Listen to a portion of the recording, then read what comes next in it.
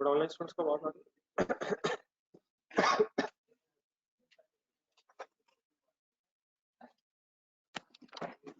चले सर कहीं कल क्या पढ़ रहे थे जरा निकालने में कहाँ तक बात पहुंची थी एक नजर देख के बताना। स्टार्ट नहीं सर, स्टार्ट नहीं सर जी, स्टार्ट नहीं।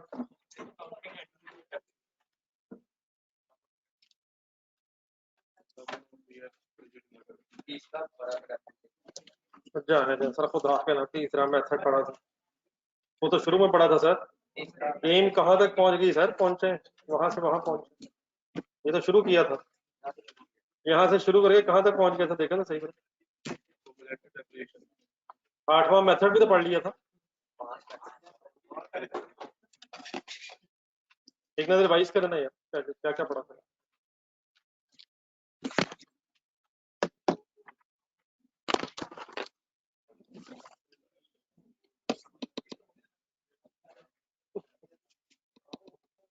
सर को मेरे लाइफ अगर मीडिएशन रिकॉर्ड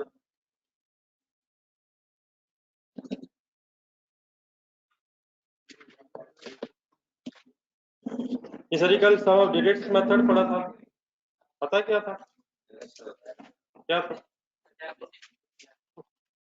वही था। फिर क्या पढ़ा था,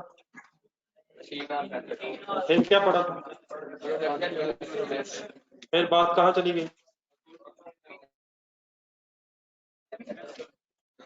एक अकाउंटिंग एंट्री पहले क्या डिस्कस हुई थी, उसमें कोई गलती नहीं सर, कोई गलती नहीं, गलती गलत गलत वर्ड है, कोई गलती नहीं। मसला क्या,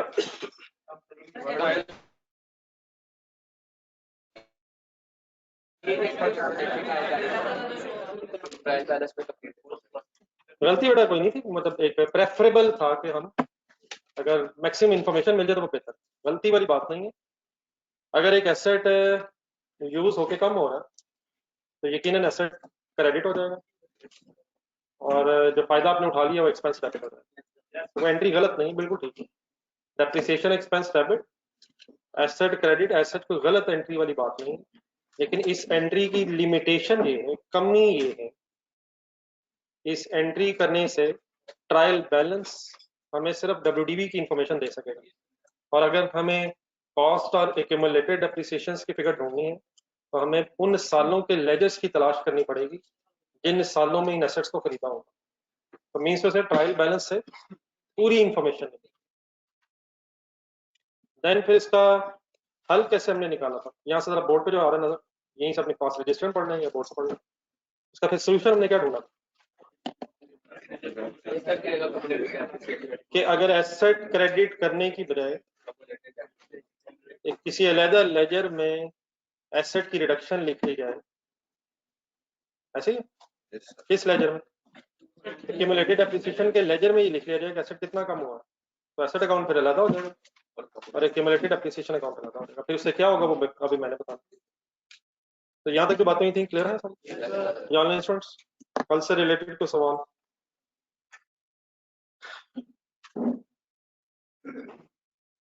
ये आप लोग अच्छा इस वक्त ना मेरे ख्याल अब इस बहस से हम खत निकल जाए कहीं कि मुझे बार बार यही सवाल पूछा सर FR1 का भी शुरू हो, जैसे FR1 के रस्ते में रुकावट सिर्फ नहीं, तो इस बहस को मेरे ख्याल खत्म करते हैं। अब समझे FR1 शुरू हो गई है, FR1 शुरू हो चुकी है पिछले 2 हफ्तों से। जरा बड़ा दरवाजा बंद कर दीजिए। तो कहीं ये क्वेश्चन बस रहने दें कि FR1 कब शुरू होगी, क्या FR1 शुरू हो चुकी है। अब जो हो रहा है ये बस FR1 ही, ठीक है सर, चलेगा। अब ये बड़ा जो मैंने एंट्री लिखी है इसको फर्दर अंडरस्टैंड करने के लिए एक एग्जांपल इस तरह से काइंडली बनाया जरा, बोर्ड पे एक मिनट देखें। 2 लेजर जरा आमने सामने जरा बनाने हैं, तो आप भी अपने पेज पे जरा इसी तरह अगर बना सकें लेफ्ट राइट साइड पे, बाय द नेम ऑफ एक मशीनरी अकाउंट खोलना और एक एक्यूमुलेटेड डेप्रिसिएशन अकाउंट खोलना, और दोबारा फुल कंसंट्रेट करें, जो बातें कल हुई हैं उन्हीं को सही तरह अंडरस्टैंड करना आज हमारा पहला मकसद है। ये चीजें नई हैं, जब तक आप बार बार मेरी बातें सुनेंगे नहीं, खुद से कोशिश नहीं करेंगे, ये बात बनेगी नहीं। तो क्या वंस अगेन हम रेडी हैं?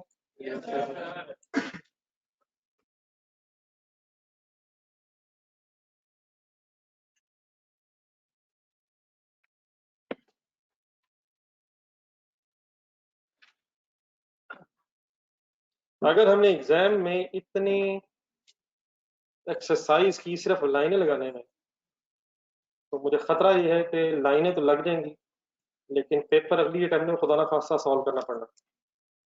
बिस्मिल्लाहिर्रहमानिर्रहीम, अल्हम्दुलिल्लाहि रब्बिल आलमीन। सीधी बस जो नजर आता है लाइनें लगा। कैसे से शुरू करना है? बिस्मिल्लाह पढ़ के और फौरन के फाइंड कर देना अल्हम्दुलिल्लाह का। और ये कहानी यहीं खत्म होगी, इसके ऊपर भी कुछ नहीं लिखना बचा, जो असल चीज है वो तो लिखी, खाली टी बना ली। कौन कौन से लेजर खोलने लगा सब में? आ जाए डियर स्टूडेंट्स प्लीज। क्या हो गया? अगर कोई जुमा पढ़ने में ज्यादा टाइम लग रहा है तो मुझे बता दें, मैं फिर 2:30 पे शुरू कर दूंगा।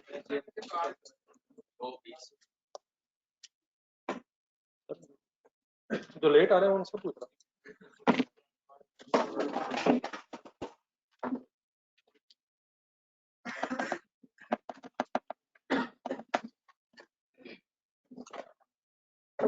बस। अब छोड़ दी साथ वाला बिल्कुल सेटअप नहीं अपनी जगह, रजिस्टर खुला, 2 लेजर खुल गए आपके साथ। ये पानी इंशाल्लाह बाद में इकट्ठे पिएंगे। जी सर जी, अब गेम शुरू हो गई। मशीनरी खरीदी, एंट्री बोला।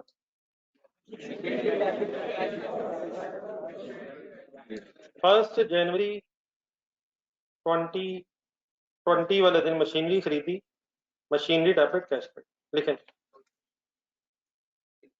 8 लाख सर।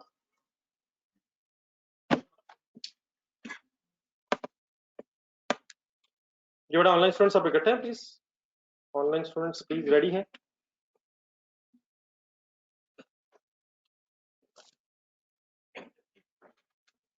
देन सर जी फॉर एग्जांपल फर्स्ट ईयर गुजर गया, 31 दिसंबर 2020 की डेट आ गई।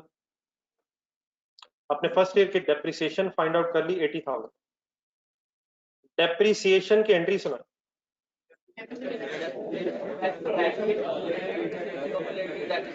कल के बेटा इस बहस के बाद मैं जब भी कभी कहूं कि डेप्रिसिएशन की एंट्री सुनाए, तो फिलहाल आपका भी मेरी तरफ ये सवाल होना चाहिए कि कौन सी, क्योंकि डेप्रिसिएशन की एंट्री क्या या क्या हो सकती है। डेप्रिसिएशन डेबिट मशीनरी क्रेडिट भी हो सकती है, और डेप्रिसिएशन डेबिट एक्यूमुलेटेड डेप्रिसिएशन। पहला सवाल फिर मेरी तरफ वापस क्या आना चाहिए? तो आप बोर्ड पे देखें, बताएं कौन सी वाली। क्या मैं एक्यूमुलेटेड डेप्रिसिएशन का लेजर लेजर बनाना चाह रहा हूँ? तो आप बताएं क्या एंट्री करूं? अब डेप्रिसिएशन एक्सपेंस डेबिट यकीनन डेप्रिसिएशन एक्सपेंस का अपना लेजर होगा, लेकिन वो इस वक्त हम नहीं बना रहे। हम कौन सा बना रहे हैं? एक्यूमुलेटेड डेप्रिसिएशन के लेजर में आए, किस तरफ जाएं? डेट लिखना है। क्या रेफरेंस लिखेंगे? डेप्रिसिएशन। और फॉर एग्जांपल अमाउंट इज 80,000।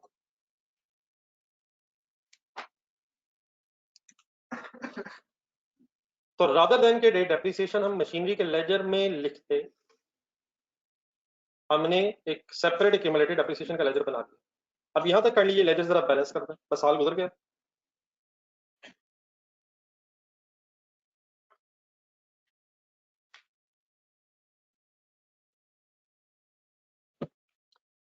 कैसे बैलेंस होगा मशीनरी का? 8 लाख डेबिट बैलेंस है, डेबिट साइड पे सारी फिगर। क्या ये figure as it is CD बन जाएगी?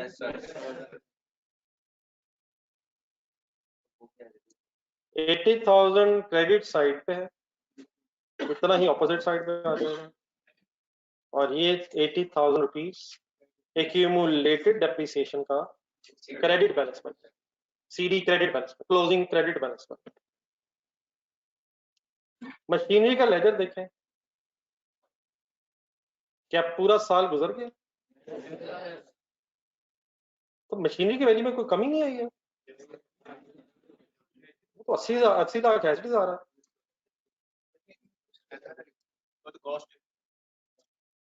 क्या इस मशीनरी की वैल्यू में कुछ साल में रिडक्शन नजर नहीं है? लेकिन किस लेजर में नजर आने की बजाय किस लेजर में गई है?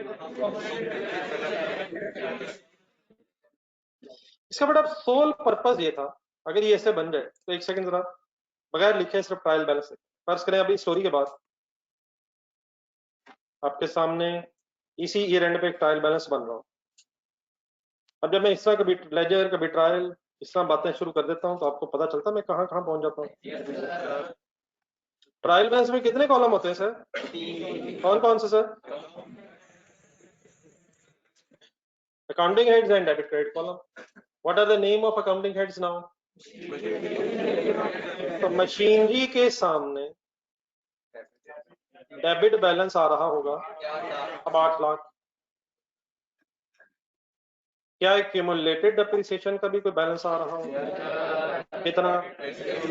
80,000 क्रेडिट बैलेंस आ रहा होगा। Okay posting, okay balancing.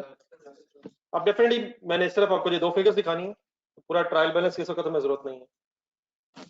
जब ये ट्रायल बन जाता है तो उसके बाद फिर स्टेटमेंट ऑफ प्रॉफिट और loss and statement of financial position.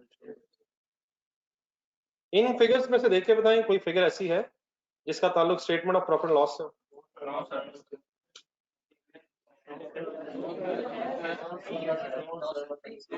Machinery किस नेचर का हेड है?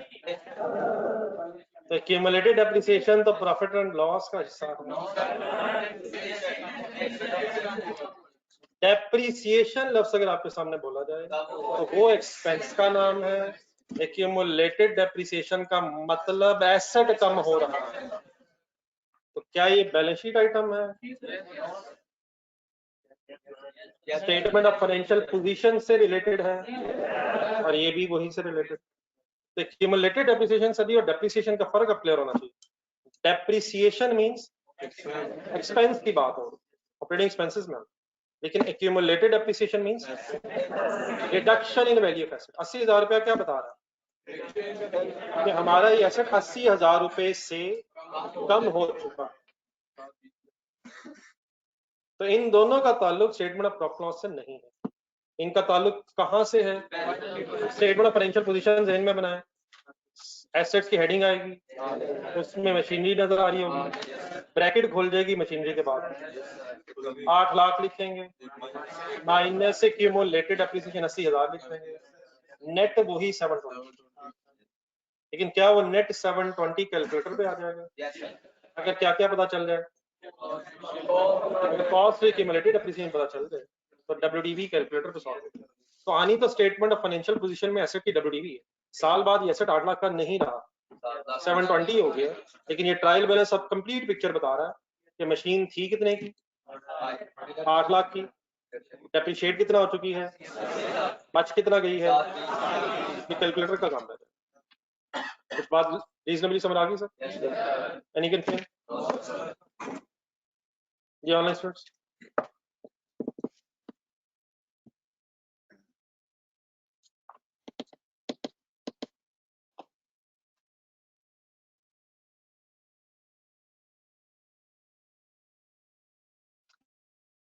नहीं सर, ये नहीं रहा, इसको जरा 2 साल और ले जाए आगे तरफ और क्लियरली पिक्चर नजर आती है आपको। इन्हीं को एक्सटेंड कर नेक्स्ट ईयर में जरा लेजर्स एक्सटेंड कर, ब्रॉड डाउन उठाए उठाए उठाए 8 लाख किधर आएगा? डेबिट बैलेंस डेबिट साइड और एक्यूमुलेटेड डेप्रिसिएशन का ब्रॉड डाउन क्रेडिट बैलेंस है। ठीक है सर? क्या हो गया सर? खैरियत है सर? तो मेरे लायक खिदमत, मेरे लेवल की बात नहीं, एक चेयर का काइंडली गैप रखना बस। वैसे ही किसे कह रहा है? ये कौन है जिसे कहा जा रहा है? किसे कहा जा सकता है? मैं तो नहीं, मैं तो आज तक नहीं बोला। जी सर, ब्रॉड डाउन ठीक है सर? नहीं सर जी, फर्ज करें दूसरा साल भी गुजर गया, या बल्कि इसकी स्टार्टिंग डेट लिख लें 1 जनवरी 2020।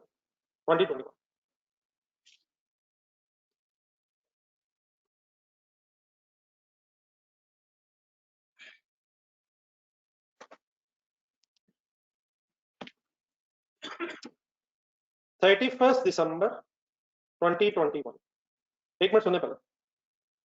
सेकेंड ईयर गुजर गया, फिर आपने सेकेंड ईयर की डेप्रिसिएशन कैलकुलेट की। अच्छा बेटा, ये एक वन टाइम डिसीजन होता है कि आपने डेप्रिसिएशन एसेट अकाउंट में ही क्रेडिट करनी है या आपने फिर डेप्रिसिएशन एक्यूमुलेटेड डेप्रिसिएशन अकाउंट में लिखनी है। मतलब इस तरह नहीं कि किसी एक साल हम एसेट अकाउंट से रिलेटेड एसेट से रिलेटेड डेप्रिसिएशन एक्यूमुलेटेड डेप्रिसिएशन के लेजर में लिख रहे हैं और किसी अगले साल अब हम इसके अंदर लेजर में लिखना शुरू कर दें। It's a one time decision कि क्या आपने डेप्रिसिएशन की एंट्री डेप्रिसिएशन डेबिट करके एसेट में क्रेडिट करनी है या डेप्रिसिएशन डेबिट करके एक्यूमुलेटेड डेप्रिसिएशन का लेजर अलग बनाना। दोनों चीजें एक्सेप्टेबल हैं, ठीक है। प्रेफरेबल वो है, वो एक अलग बहस एंड में बहस कर लेंगे, लेकिन ये डिसीजन एक ही दफा होना है कि क्या एसेट अकाउंट ने कॉस्ट पे ही रहना है या इसने डब्ल्यूडीवी पे आना है। क्या इस वक्त कॉस्ट पे लेकिन कल जब हम वर्किंग कर रहे थे तो डब्ल्यूडीवी पे आता जा रहा था। एक नजर देखें जरा कल वाले लेजर, कल वाले लेजर में पहले साल के एंड में सीडी कितना आया था? 20। आज कितना आ रहा है? 8 लाख। वहां अगले साल क्या हो गया था? 6,40,000। अगले साल क्या हो गया था? तो वहां जो सीडी बैलेंसेस है वो डब्ल्यूडीवी बनते जा रहे हैं। तो क्या यहाँ भी ऐसे ही होगा? अभी फाइनल कर लेते हैं, यहाँ भी ऐसे नहीं होगा।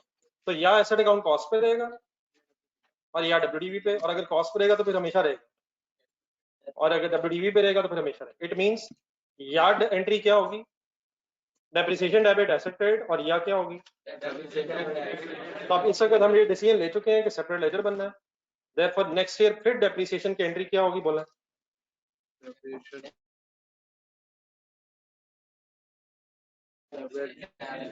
बोले बोले बोले बोले बोले बोले accumulated depreciation credit. Let's say figure once again is ऐसे था। ठीक है,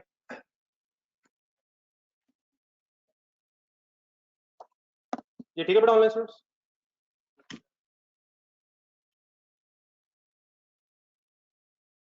बैलेंस कर रहे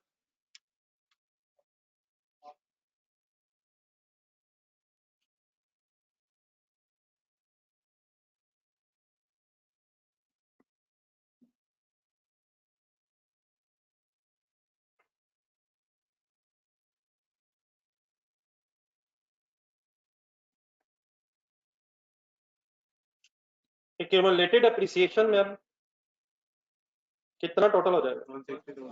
160 160 और accumulated balance of this machinery is then 160. accumulated depreciation means क्या होता है?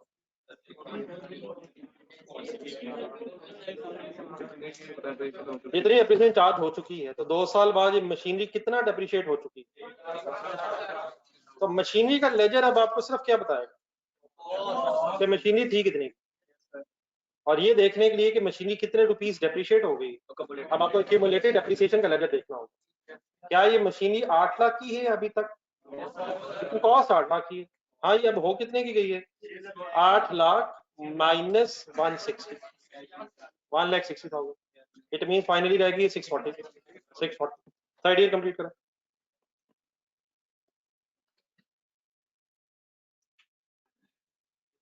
डॉट डाउन उठा।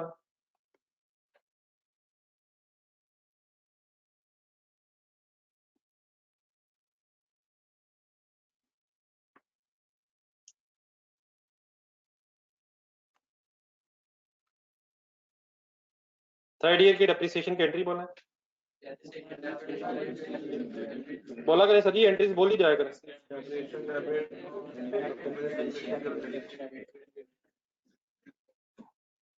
जब भी काइंडली आपसे कहूँ डेप्रिसिएशन की एंट्री बोलें तो ये ऑप्शनल क्वेश्चन ना समझ लीजिए कि मैंने क्लास के शुरू में एक दफा बोल ली थी तब मेरी बात खत्म हो गई। ये बार बार बार बार बोल के अपनी टिप्स पे ये चीजें लाएं। Please, what is the entry of depreciation?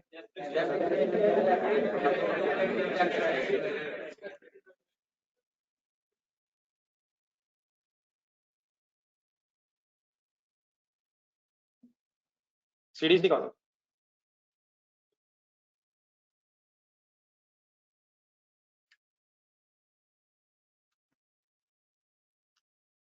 तो 40 तो एसेट की रिडक्शन है वो फिर एसेट अकाउंट के अंदर नजर आने की बजाय एक्यूमुलेटेड डेप्रिसिएशन के लेजर में नजर आ रहा है।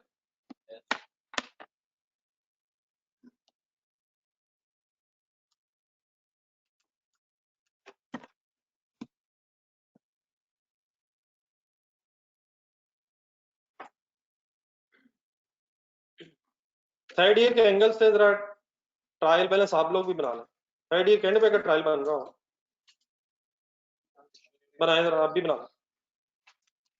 थर्ड ईयर के एंड पे अगर ट्रायल बैलेंस बन रहा हो तो क्या मशीनरी के सामने 8 लाख ही नजर आएगा, लेकिन एक्यूमुलेटेड एप्रिसिएशन के सामने फिर 240 नजर आ रहा हो तो बना लें।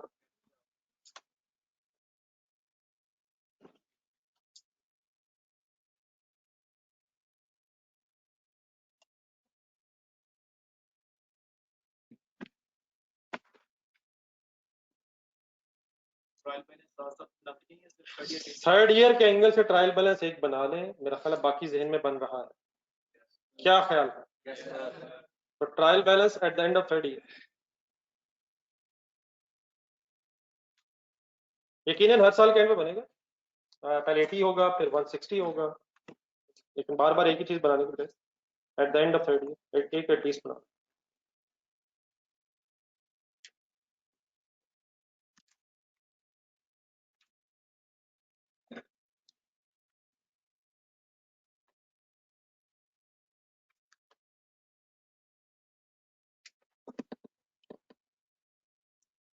ये बड़ा ऑनलाइन स्टूडेंट्स क्लियर है प्लीज?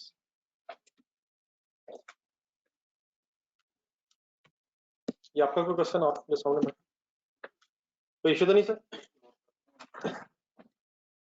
चलिए सर, अब जो बात हुई है इसको जरा अगर समराइज कर लिया जाए कैसे, एक मिनट बोर्ड पे देखो,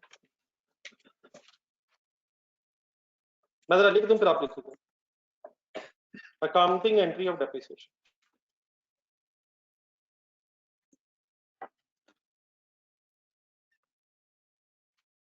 डेप्रिसिएशन की जो अकाउंटिंग एंट्री है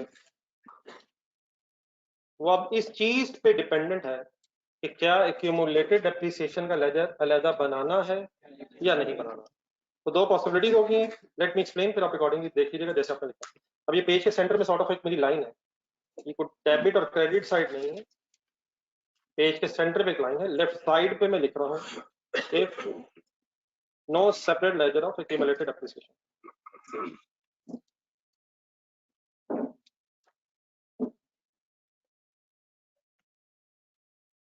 अगर एक्यूमुलेटेड डेप्रिसिएशन का सेपरेट लेजर नहीं बनाना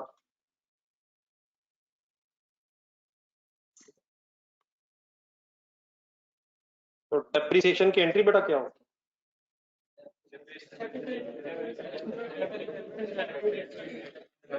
अगर no accumulated depreciation ledger is to be prepared separately, तो what should be the double entry of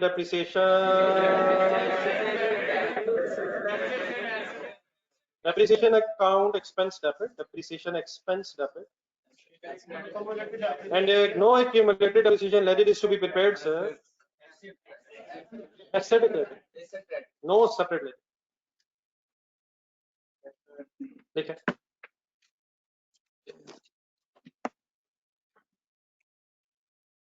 अब मैं इसका वर्ड एसेट लिखता हूँ, ऑब्वियसली मशीनरी है तो मशीनरी, व्हीकल है तो व्हीकल, जनरल वर्ड लिखता हूँ।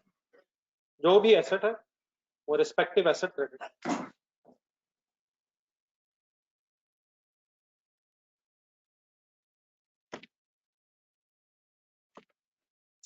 ये वाला बंद कर दे यार, 30 पे चली जाए सब सारा, 30 बच्चों ने खुद किया, थोड़ी देर बाजार पर बंद कर दिया करें, दोबारा चलाना 30 पे, क्या चलाना है? मेरा फायदा हो रही है, चलो वो चलता रहता 30 पे, अगर एंजॉय कर रहे हैं बच्चे 30 पे, वो भी 30 पे कर, थोड़ा टेम्परेचर बढ़ा दूंगा।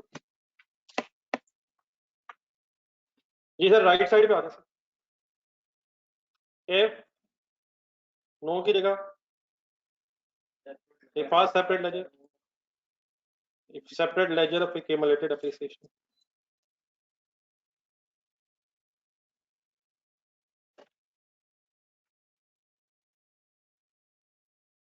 then double entry will be depreciation expense debit and accumulated depreciation. accumulated depreciation का अगर वर्ड ना बोलेंगे तो बोला भी नहीं जाता सही इतना, तो एक दफा बोल के दिखाएं जरा। एक दफा दोबारा ट्राई करके तो बात खत्म करना। depreciation expense debit and accumulated depreciation account credit sir, sorry.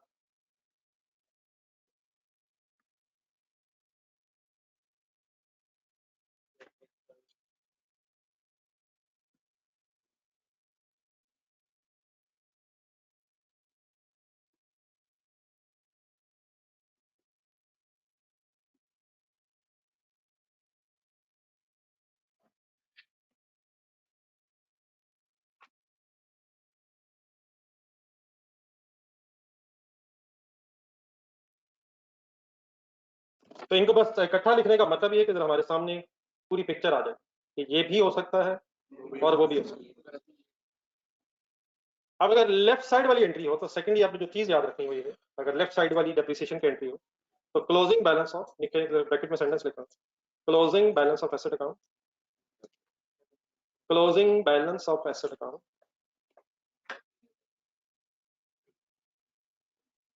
will be equal to its WDP.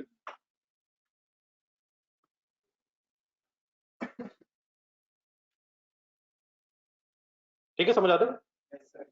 अगर हम डेप्रिसिएशन को एसेट के लेजर के अंदर क्रेडिट करते चले जाएंगे तो फिर जो एसेट अकाउंट का क्लोजिंग बैलेंस होगा वो WDP के बराबर आ जाएगा। ठीक है, और अपोजिट साइड पे क्या होगा, अगर हम डेप्रिसिएशन चार्ज करने के लिए क्यूमुलेटेड डेप्रिसिएशन का लेजर बना लेंगे तो closing balance of asset account will be equal to its cost.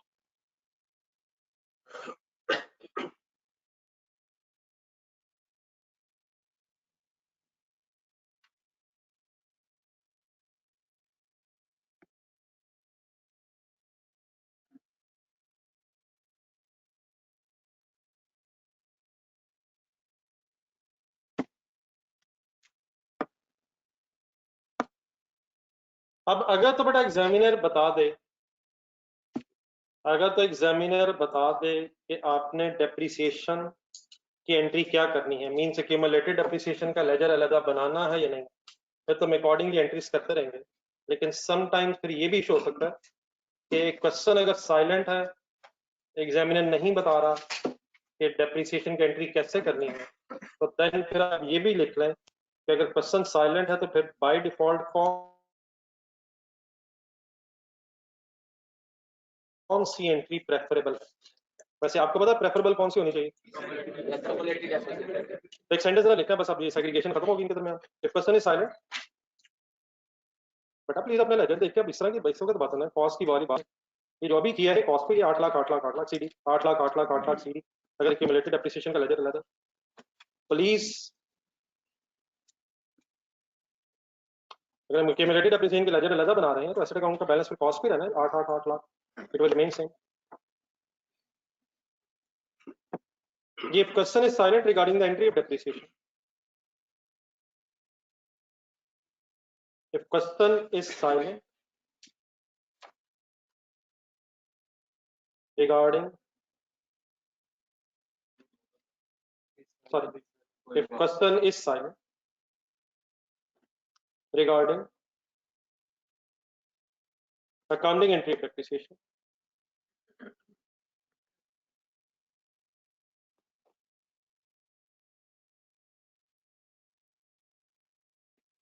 then always prepare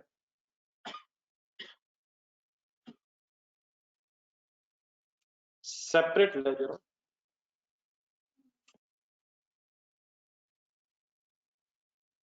accumulated depreciation.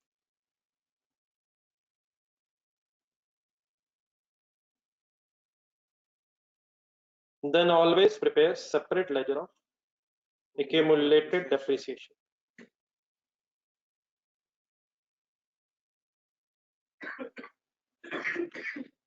Means what is the preferable entry?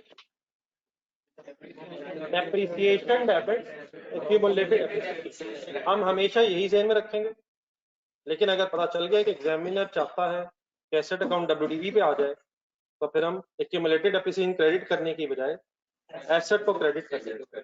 It means यहाँ से ऑनवर्ड्स अगर मैं आपसे कहूँ डेप्रिसिएशन की एंट्री बताएं, तब आपको मुझसे अगला सवाल पूछने की जरूरत खत्म हो गई। बाय डिफॉल्ट आप क्या बोलेंगे? और अगर क्वेश्चन में पता चल गया एसेट अकाउंट WDV पे होना चाहिए, तो फिर हम एक्यूमुलेटेड डेप्रिसिएशन की बजाय एसेट क्रेडिट कर लिया करें। एक नजर देख लें, कोई कंफ्यूजन नहीं रहनी चाहिए। ये ऑनलाइन स्टूडेंट्स कोई please issue if any.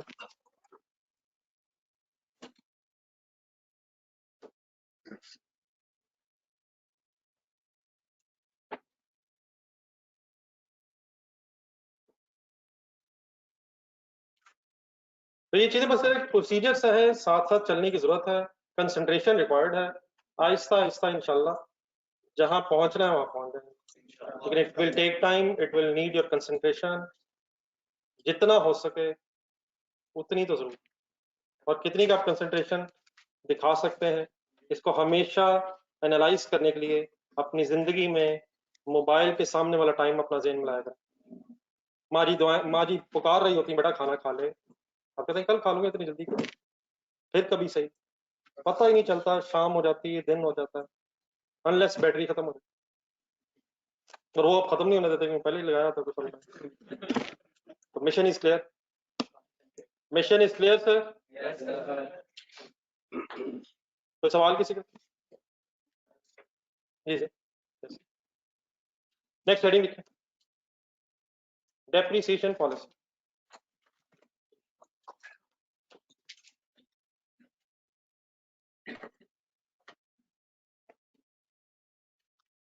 Depreciation policy, depreciation policy का मतलब क्या है, ये समझने के लिए एक एग्जांपल लेते हैं इसी हेडिंग के नीचे।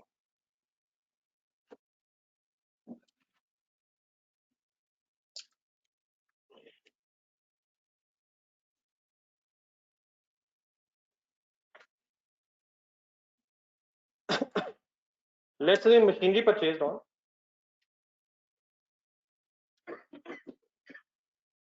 machinery purchased on 1st August 2020 for rupees 1 million, 10 lakh, paying the amount by cash, paying the amount in cash। 1 million rupees की आपने एक मशीनरी खरीदी है 1 अगस्त 2020 पे, पैसे कैश में दे दिए हैं, एंट्री बोलिए।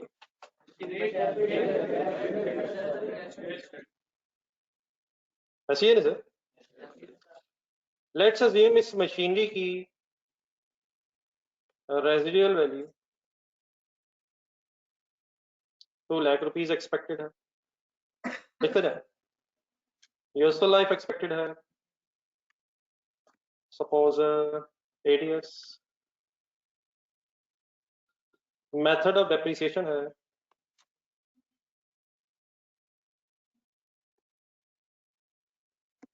अभी आसान सी बात से शुरू कर लेते हैं, suppose straight line.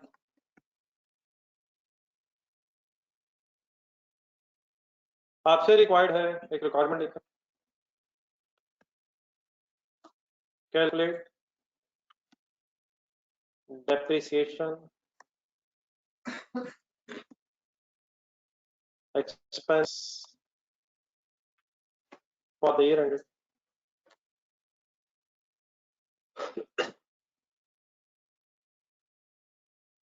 31st December 2020। Calculate the depreciation expense for the year ended 31st December 2020।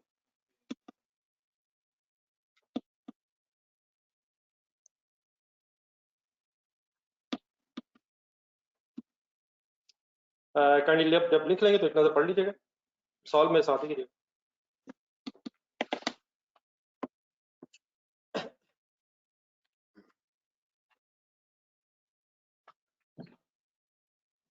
लिख के पढ़ लिया करें सर जी। कब मशीन खरीदी? 1 अगस्त, 1 अगस्त। कितने की खरीदी? रेजिडुअल वैल्यू इसकी कितनी है? डेप्रिशिएबल अमाउंट बता दें। डेप्रिशिएबल अमाउंट का फार्मूला ये नहीं हो सकता सर जी, डेप्रिशिएबल अमाउंट में तो और खामोशी छा जाए। ये क्या होती है? ये वही होती है सर, ना जहन से ढूंढनी पड़ेगी। What is cost? What is residual value? दोनों के दरमियान साइन कौन सा लगाऊं? Is equal to what? What is the useful life? What is depreciation per annum?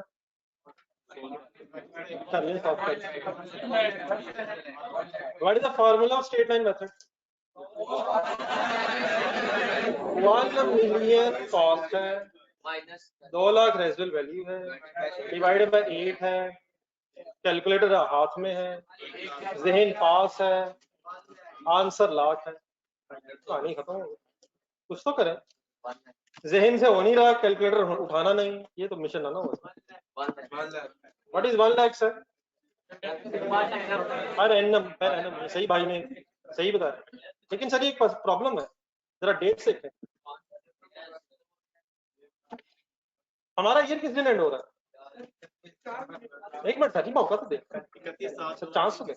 ये जो 4 आपने गिने, ये तो जुल्म कर दिया ना आपने। गिने वो थे एक, पहले जरा बात समझ। 31 दिसंबर 2020 हमारा ईयर एंड है। ये ईयर स्टार्ट कब हुआ होगा? 1 जनवरी 2020। क्या ये जरूरी है कि आपने अगर कोई भी एसेट लेना है तो आप अकाउंटिंग ईयर के स्टार्टिंग डेट पे ही लेंगे? तो जो ईयर एंड हमारा 31 दिसंबर 2020, इसको अगर गौर से देखा जाए तो इस डेट का मतलब ये कि हमारा अकाउंटिंग पीरियड स्टार्ट हुआ होगा 1 जनवरी 2020 को और फिर एंड होगा 31 दिसंबर 2020।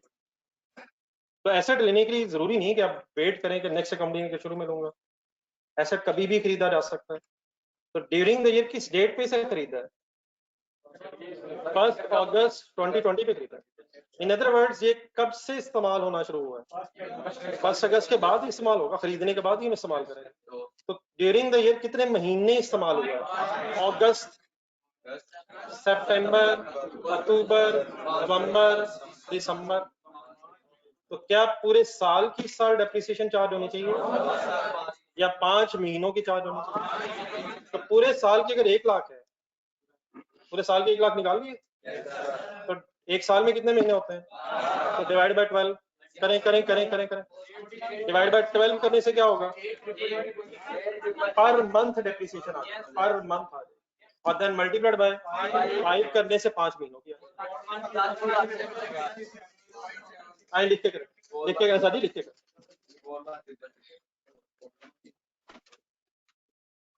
फार्मूला भी लगा लें, 1 minus cost minus residual value divide by 8 is equal to 1 lakh.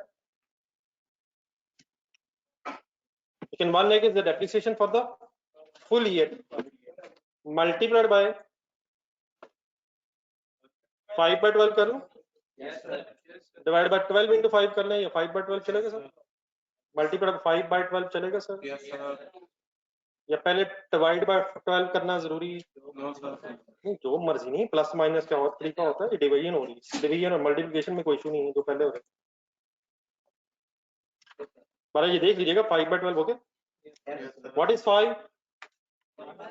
5 महीने। What is 12? तो डिवाइड बाय 12 मंथ्स पर एनम, सॉरी पर मंथ अमाउंट आ जाएगी। ये क्लियर है प्लीज? ये ऑनलाइन स्टूडेंट्स, मैंने मैथ्स में ना बता लीजिएगा यार, आप लोगों का मैथ्स में से बहुत स्ट्रांग है। आपने तो रिसेंटली एफसी की है ना करें। एग्जाम्पशन की बात खत्म होगी सर। ये आंसर आया फाइनली 41667 पे बात बिल्कुल खत्म हो गई। राउंड ऑफ इन रुपीस 0.66667 हो गया। तो what is this 41667? Appreciation for, नहीं बेटा 5 मंथ्स तो ठीक है, लेकिन इस साल में इन्हीं 5 मंथ्स की चार्ज होनी चाहिए। डेप्रिसिएशन फॉर 31 दिसंबर 2020 फॉर 2020, इसमें सिंपल लिखो 2020 की बस ये डेप्रिसिएशन है। तो पूरे साल की क्यों चार्ज नहीं की? क्योंकि ऐसा पूरा साल यूज ही नहीं हुआ। एनी कंफ्यूजन ये ऑनलाइन स्टूडेंट्स?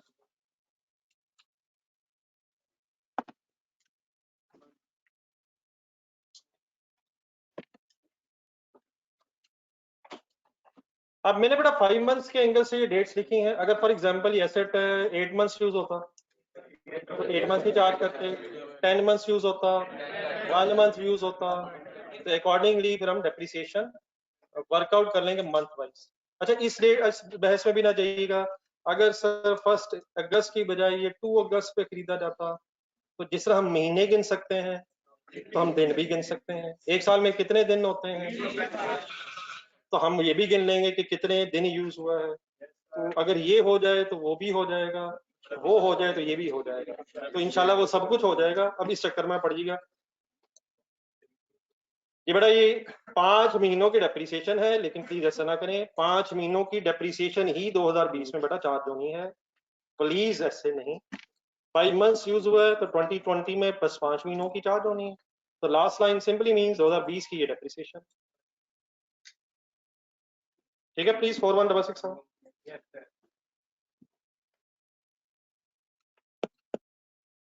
इसी एग्जांपल को एक नेक्स्ट ईयर में लेके जाएगा। What should be the depreciation for the 2021 based on same data? So लिखे next line. Depreciation for the year ended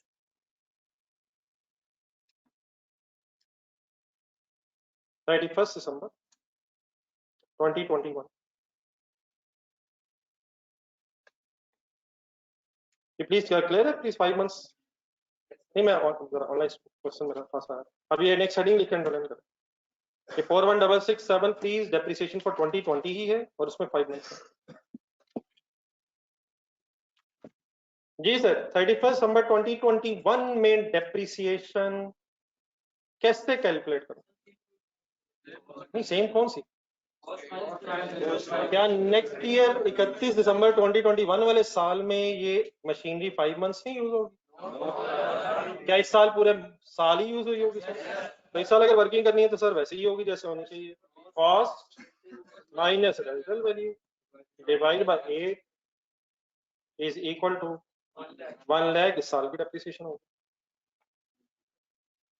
first year में 5 मंथ्स, लेकिन नेक्स्ट ईयर में तो होपफुली फिर पूरा साल यूज होगा। ये 30 पर करवा तो दिए, इसका फायदा क्या?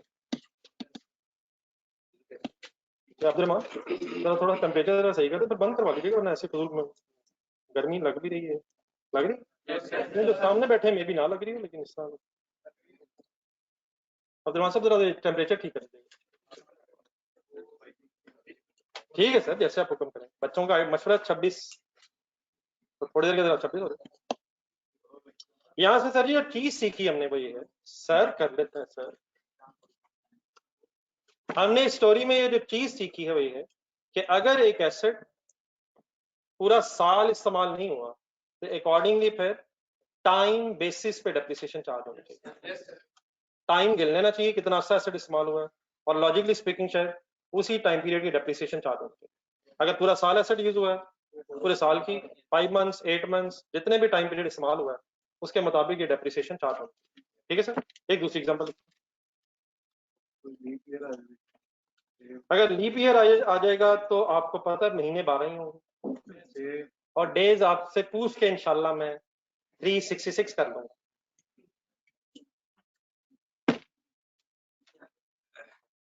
आपका ये क्वेश्चन जो है जरा मैं आईकैप तक भी पहुंचा देता हूँ। और सर जी आईकैप में इस तरह के सवाल नहीं आने, लेकिन अगर आगे तो आपको पता है। अकाउंटिंग इंशाल्लाह फ्लॉप नहीं होने देनी, कोई ना कोई तरीका निकाल लें। एग्जाम्पल लिखा, machinery purchase for rupees 20 lakh in the year 2020.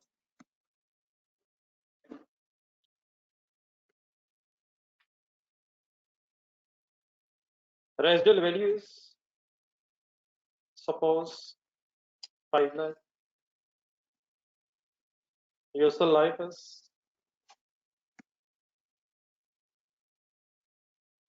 suppose 10 years.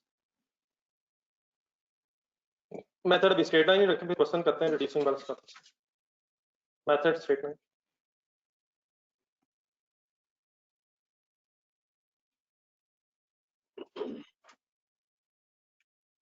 Required calculate depreciation.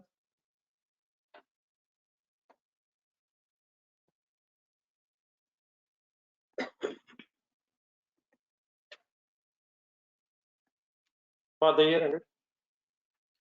अदरवान जी अगले वाले भी कर देंगे, ये सारे 30 पे लगे. For the year ended 31st December 2020.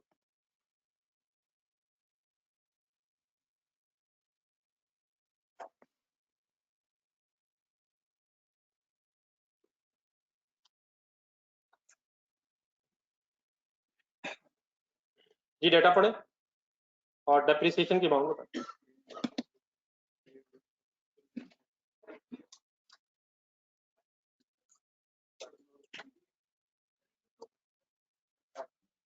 Straight line method है सर जी. 2 मिलियन कॉस्ट है माइनस 5 लाख रेजिडुअल वैल्यू है, डेप्रिशिएबल अमाउंट 15 लाख है. क्या इशू है, क्या इशू सर? वो बात की बात, पहले ये तो कर रहा है. What is the cost? 20 lakh. What is the residual value? What is depreciable amount? 15 lakh divided by life 10 years. What is per annum? 1,50,000. 1,50,000 per annum depreciation. तब प्रॉब्लम क्या है? प्रॉब्लम मैंने ये तो बताया है कि किस साल ली है, लेकिन ये नहीं बताया कि इस साल किस दिन ली. पढ़िएगा फर्स्ट वन. मैंने ये तो बता दिया है कि 2020 में ली है, लेकिन क्या नहीं बता रहा? डेट ऑफ परचेज नहीं बता रहा. आइडियल क्या है कि डेट ऑफ परचेज पता हो और अकॉर्डिंगली टाइम पीरियड गिन लिया जाए और उसकी बेस पे डेप्रिसिएशन चार्ज कर दी जाए. लेकिन बेटा अगर डेट ऑफ परचेज अब हमें गिवन ना हो तो फिर मजबूरन हम एक पॉलिसी ये बना लेंगे कि जिस साल खरीदा है उस साल पूरी डेप्रिसिएशन चार्ज कर लेंगे, क्योंकि इसके अलावा हमारे पास ऑप्शन कोई नहीं. दोबारा सुने, आइडियल क्या है? डेट्स पता हो और डेट्स गिन के जितना एसेट यूज हो रहा है उसकी डेप्रिसिएशन चार्ज करें. लेकिन अगर डेट्स अवेलेबल ना हो तो मजबूरन क्या पॉलिसी बना लेंगे? टाइम बेसिस की बजाय फिर फुल ईयर पॉलिसी बना लेंगे. फुल ईयर पॉलिसी का मतलब ये होता है कि जिस ईयर में परचेज किया है उस ईयर में पूरे साल ही की चार्ज कर देंगे. डेफिनेटली लॉजिकल कौन सा है? डेफिनेटली लॉजिकल कौन सा है? लेकिन अगर डेट्स ना पता हो तो फिर मजबूरन कौन सी पॉलिसी बना ली जाती है? Full year policy. क्या होती है कि जिस साल खरीदा उस साल फिर पूरे साल की चार्ज कर लेंगे. मैं जो वर्ड्स बोल रहा हूँ इंशाल्लाह भी लिखता भी हूँ, कुछ हजम होती है बात. लॉजिकल क्या है? डेट्स पता हो और अकॉर्डिंगली डेट्स के एंगल से डेप्रिसिएशन चार्ज की जाए. लेकिन अगर डेट्स ना पता हो तो मजबूरन फुल ईयर पॉलिसी बना देंगे. यहाँ तक आंसर निकालना. कैसे निकाल 20 lakh minus 5 lakh divide by 10 1,50,000 और 1,50,000 ही फिर अब हमारा आंसर होगा. यही पर एनम ही अब हमारा आंसर होगा, because we have no information about what is the purchase date. Any confusion sir?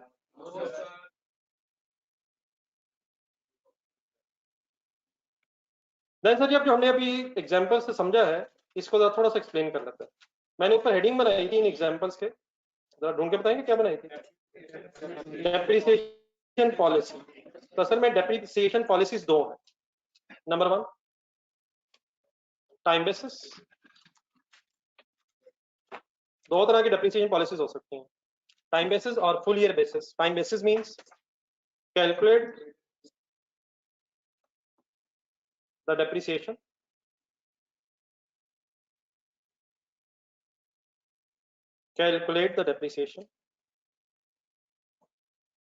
from the purchase date onwards.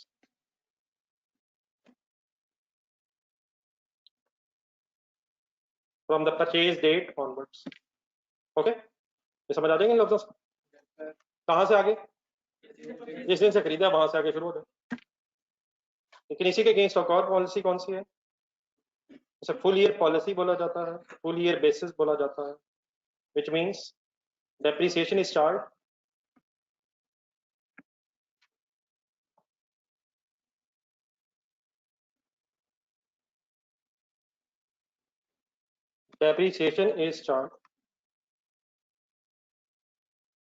for full year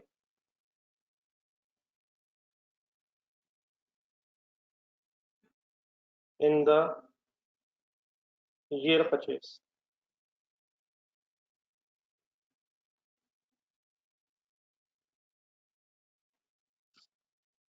Depreciation is charged for full year in the year of purchase.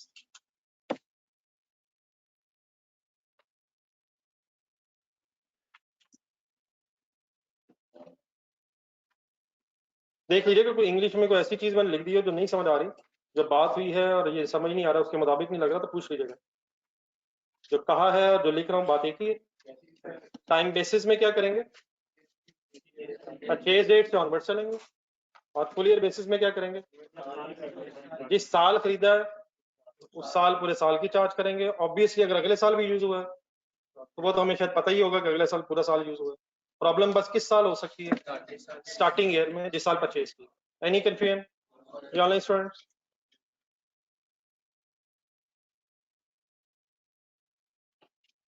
Then इसी के नीचे जरा एक conclusion sort of लिख लें।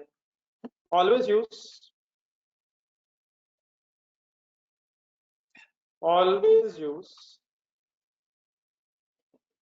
policy of time basis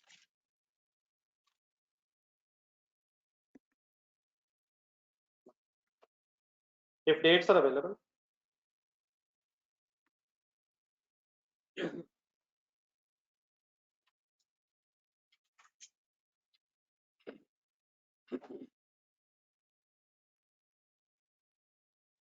ये समझ आते हैं? ऑलवेज यूज क्या? अगर कभी भी हमें डेट्स अवेलेबल हैं तो क्या करेंगे हम? टाइम बेसिस पॉलिसी यूज करेंगे। ठीक है सर? लेकिन अगर डेट्स ही नहीं होंगी तो मजबूरन फुल ईयर पे आ जाएंगे। लेकिन एक और चीज लिखा, if however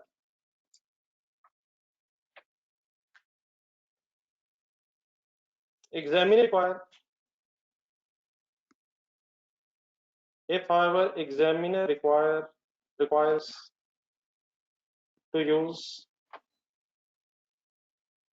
full year policy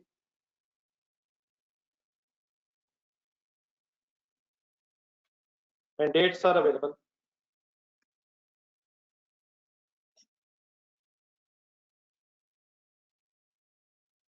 if however examiner requires to use full year policy and the dates are available, क्या मतलब?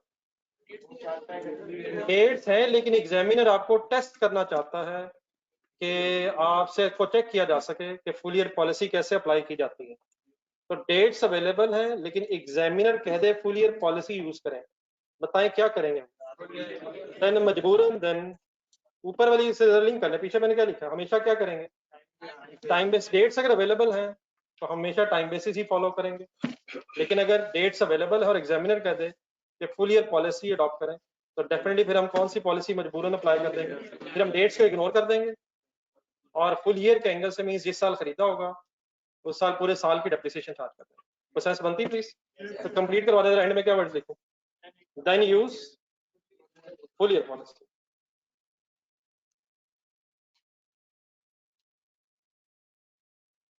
बारह पढ़ लीजिएगा सब कुछ लिख के, कोई अगर एम्बिग्यूटी रह जाए तो अभी क्लियर कर लीजिएगा, क्योंकि मेरे नजदीक के बात कोई ऐसी नहीं जिसमें हम फंसे।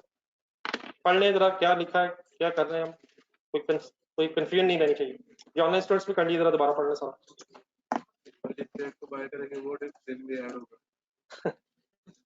सर हम रिलैक्स होके करेंगे और इसे कोई साइंस नहीं बनाएंगे, क्योंकि अगर आप नहीं साइंस में चले गए फिर हमें ये भी पता होना चाहिए कि ये जो अगर 1 अगस्त को खरीदा है तो 1 अगस्त को टाइम क्या था जब खरीदा, और फिर गेम सेकंड्स और आगे भी निकल सकती है। तो हम बिल्कुल रिलैक्स होकर करेंगे, जो रिलैक्स होकर आंसर आ रहे होंगे उन्हें अज्यूम करके समझ, वरना सुबह दोपहर शाम वाला मसला भी हो सकता है।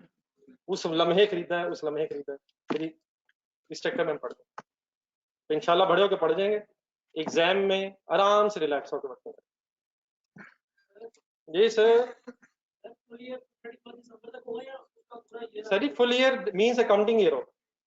अगर अकाउंटिंग ईयर 31 दिसंबर पे एंड हो रहा है तो 31 दिसंबर के एंगल से होगा, लेकिन क्या कभी हो सकता है कि हमारा अकाउंटिंग ईयर 30 जून 2020 पे एंड हो रहा हो, फिर अकाउंटिंग ईयर के एंगल से होगा। Full year means full accounting year, not the calendar year.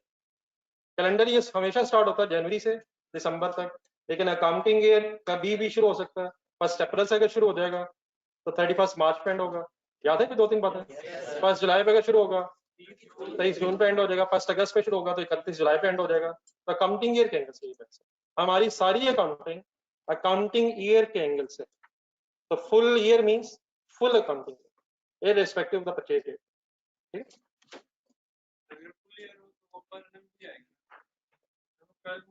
बेटा, फुल ईयर मींस पर है ना सर जी, हम डिवाइड कर नहीं ना सकेंगे।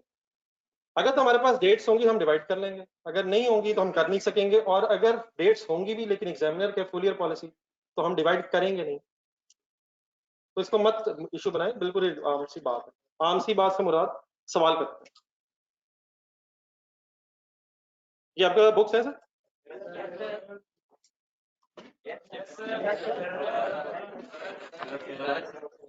जी सर।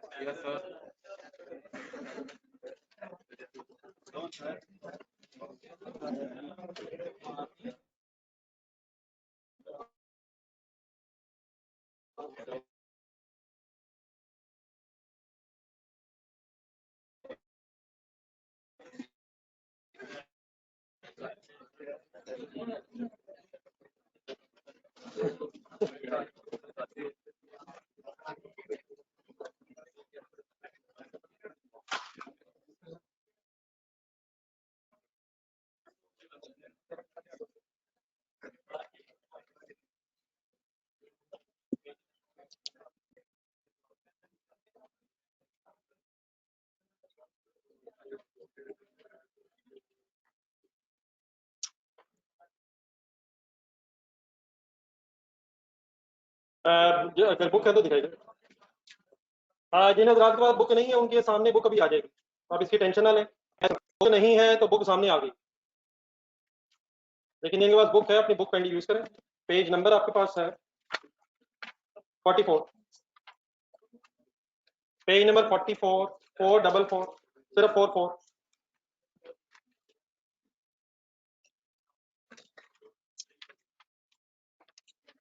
क्वेश्चन नंबर 1 बिल्कुल आसान सी डिस्कशन से बात हम आगे बढ़ाने लगे हैं, लेकिन साथ साथ अब रहिएगा प्लीज। रजिस्टर खोल लें, कैलकुलेटर्स पकड़ लें, पेन हाथ में उठा लें।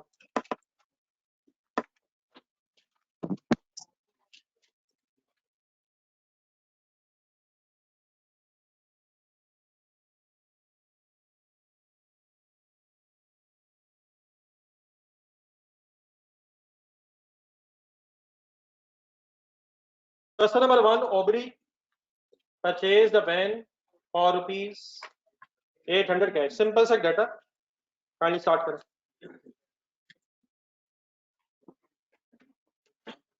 he estimates that in 4 years it will have a scrap value of, कुछ नए वर्ड्स आएंगे बेटा इस डिस्कशन में, तो मेरे साथ साथ रहिएगा।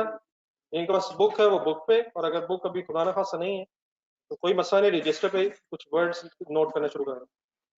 Scrap value means another name of residual value.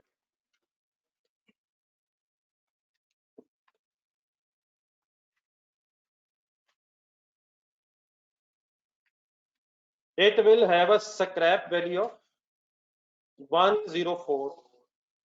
Calculate the annual depreciation charge on the straight line method, on the reducing balance method. Reducing balance method से पहले जल्दी से स्ट्रेट लाइन लिख के जरा और सही रिवाइज कर लेना, इसके बाद फिर हम मिस्टेक सपोर्ट नहीं कर सकते। आंसर बेटा जिसके पास प्लीज बुक है तो रजिस्टर पे लेकर, मेरा नहीं ख्याल बुक पे ऐसे लिखते जी। स्ट्रेट लाइन मेथड का फॉर्मूला बोला, cost minus residual value divide bye useful life. Formula लिखें, डेटा ढूंढें, 800 माइनस 104 डिवाइडेड बाय 4 years, ढूंढें first time. What is 124? Annual depreciation से मांगी है तो डेप्रिसिएशन पर एनुअल।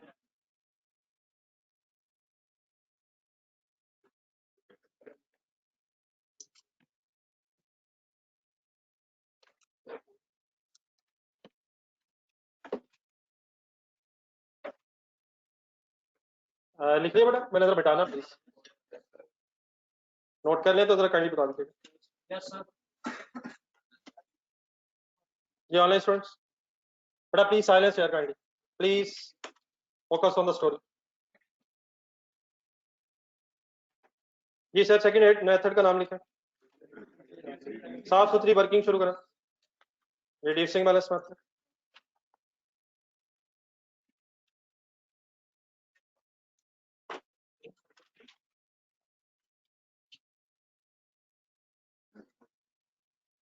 ये रिड्यूसिंग बैलेंस मेथड में वैसे ब्रैकेट में भी लिखा हुआ, you will need to calculate the rate, लेकिन इसको जरा 1 मिनट हम रुक के रिवाइज करना जरा। रिड्यूसिंग बैलेंस मेथड में हमेशा रेट चाहिए, हमेशा रेट चाहिए। अवेलेबल है, ढूंढने जरा पहली लाइन में। अवेलेबल ना हो तो कैसे कैलकुलेट होता है? लिखे फार्मूला, पहले फार्मूला लेके बाद में फिगर्स ढूंढते हैं। 1 minus n under root residual value divide by cost और मल्टीप्लाइड बाय 100। ठीक है, ठहर नहीं, मतलब लिख फार्मूला। मेरे भाई क्यों अपनी आई साइड का टेस्ट ले रहे हैं? अगर सही नजर नहीं बेटा आ रहा तो चेयर्स आगे खाली पड़ी, प्लीज पड़े उठ जाए। लास्ट टाइम में 2000 बैठे बड़ी मुश्किल से देखे। आ जाए मेरा भाई।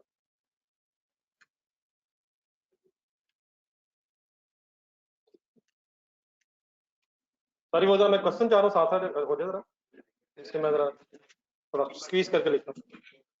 जी डियर, एक दफा दोबारा इसकी प्रैक्टिस करके रिवीजन कर लें। एक दिन 2-3 दिन पहले शायद वर्किंग की थी हमने। पहले डाटा लिखवा था, व्हाट इज n और what is residual value, what is cost 800। Solve करें।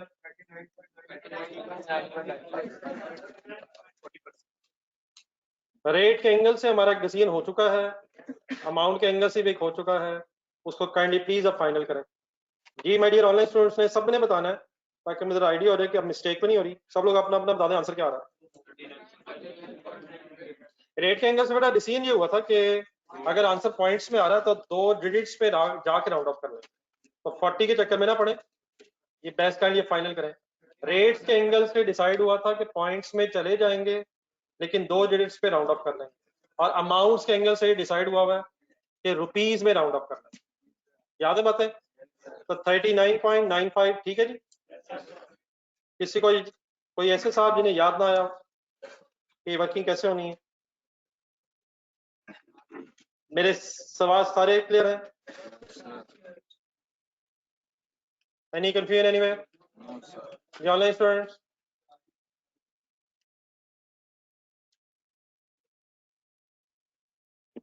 देन सर जी अगर हम रिक्वायरमेंट पढ़ें तो बात अभी खत्म नहीं हुई। उससे क्या, कैलकुलेट द एनुअल डेप्रिसिएशन।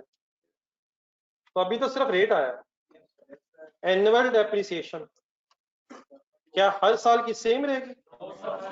तो एनुअल डेप्रिसिएशन 4 सालों की कैलकुलेट करने के लिए वैसे ही एक टेबल बनाए जैसे हमने 1-2 दिन पहले बनाया था।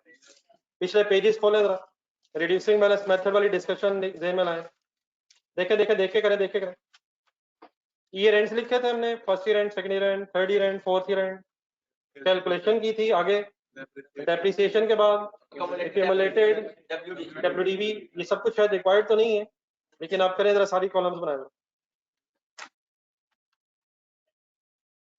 First year and, second year and, third year and, fourth year and लिखना, 4 साल इस केस में भी है।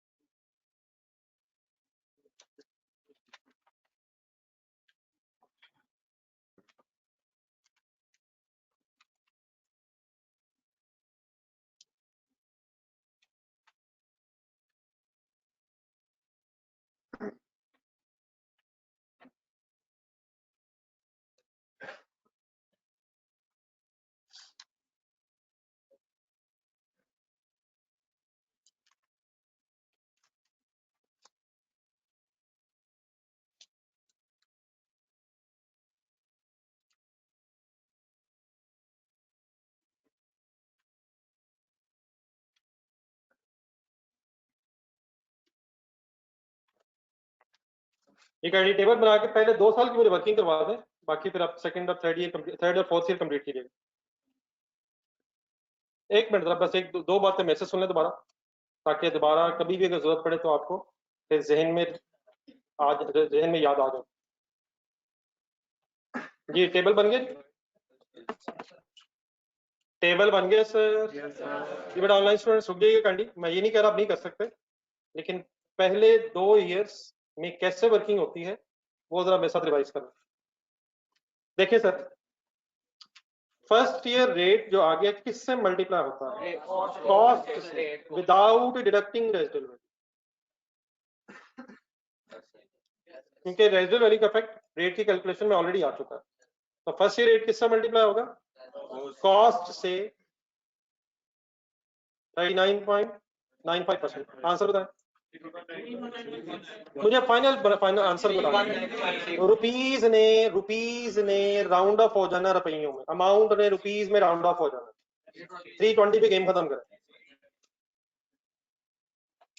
ठीक है सर? 320 डन है सर? 320 डन है सर? एक्यूमुलेटिव बताएं सर। और जाने दे यार, फिर 320 लिखवा दिया, वही बनता ही वो है। WDV कैसे है? 800 कॉस्ट माइनस एक्यूमुलेटेड डेप्रिसिएशन 480।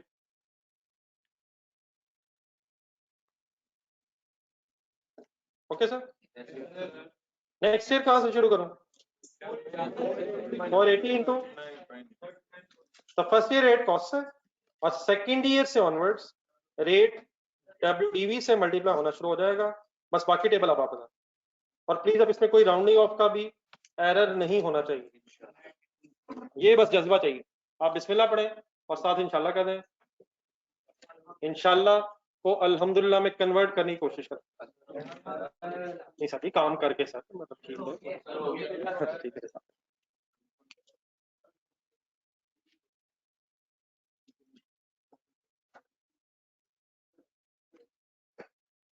जी जरा लास्ट लाइन वाले हजरात जरा कुछ फिगर से लिखवा दीजिएगा।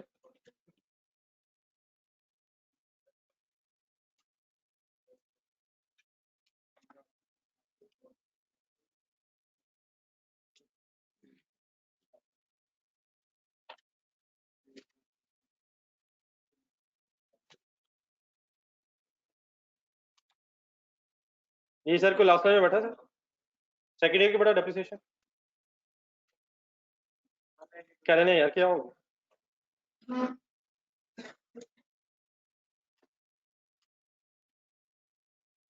सर जी 480 इंटू 39.95% है। आंसर बता रहे,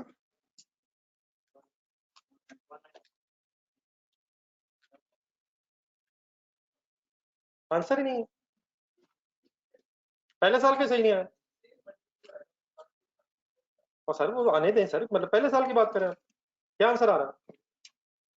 बेटा ना करें यार, 319.6 राउंड ऑफ हो गए, 320 हो गए। सर जी यकीन माने सही आंसर आ रहा है, तो सर जी 100% ठीक आ रहा है।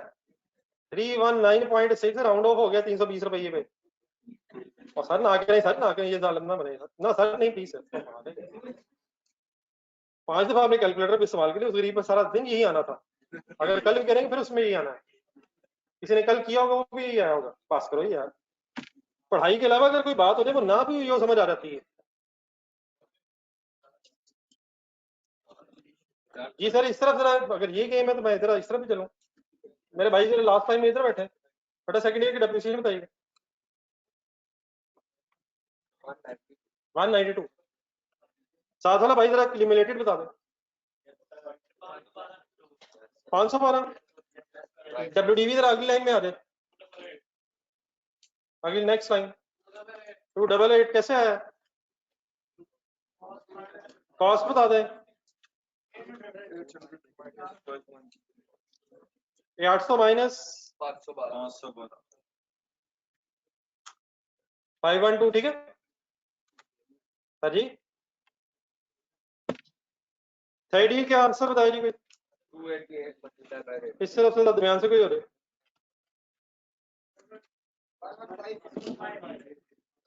ओ भाई समझ गए। जी सर 115 एक्यूमुलेटेड सर 6 to 7। साथ वाला भाई जरा WD बता दें क्लासेस में। WDV कैसे आएगी? कैसे? 173 लास्ट ईयर 173 into 39.95%। जी सर 69 accumulated 6 96 104। पांचवा साल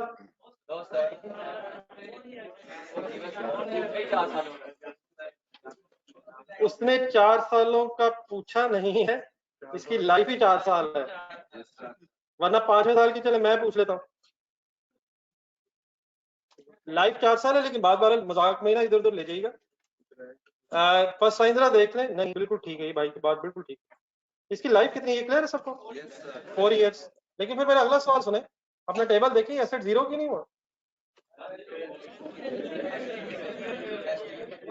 4 साल अगर पूरे हो गए हैं, लाइफ कंप्लीट हो गई है, तो ये एसेट फिर जीरो क्यों नहीं हुआ? क्योंकि मेरे वर्ड सुने गौर से, क्योंकि हम एक्सपेक्ट भी नहीं कर रहे कि उसने जीरो होना। हम एक्सपेक्ट यही कर रहे हैं कि 800 रुपयों में से 4 साल बाद 104 बच जाना। तो ये जो फाइनल WDV आई है, ये फिर किसके इक्वल आई है? ये है WDV, लेकिन इस WDV is equal to the residual value at the end of the useful life. देखिए एक sentence, this WDV at the end of the useful life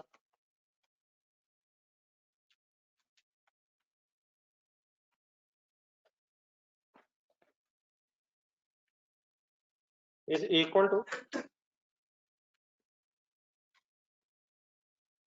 its residual value.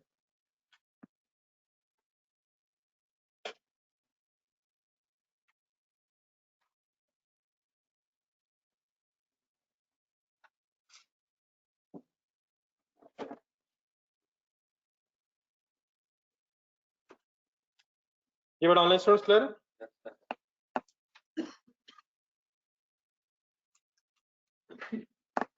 Any confusion anywhere? The physical students, any question?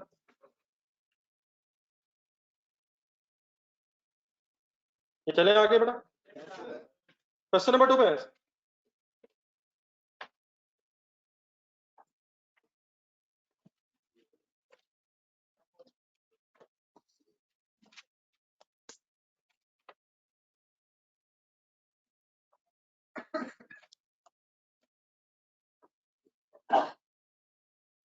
जी बेटा अली हसन, बात आपकी बिल्कुल ठीक है। अगर एक काम खत्म हो गया तो अल्हम्दुलिल्लाह के अलावा बनता कुछ नहीं है। खुदा न खासा ये खत्म ना होता तो हम क्या करें? इसमें एक छोटा सा इजाफा करूंगा, जैसे ही ये काम खत्म हो जाए तो अल्हम्दुलिल्लाह कह के फौरन अगले काम के लिए बिस्मिल्लाह पढ़। तो हमारी जिंदगी जो है अल्हम्दुलिल्लाह और बिस्मिल्लाह के दरमियान बस है। काम खत्म हो जाए अल्हम्दुलिल्लाह, और साथ ही अगला सवाल शुरू हो तो एक नए जज्बे से बिस्मिल्लाह। Done sir? Question number 2 sir. अब इस क्वेश्चन नंबर 2 में बेटा कैसे बहुत लंबी सी रिक्वायरमेंट्स नहीं है, लेकिन चंद एक इंपॉर्टेंट कॉन्सेप्ट आ रहे हैं। Number 1 scenario A, financial year of the company site is 1st January to 31st December. Accounting year 1st जनवरी से शुरू होता है और 31st दिसंबर पे एंड होता है।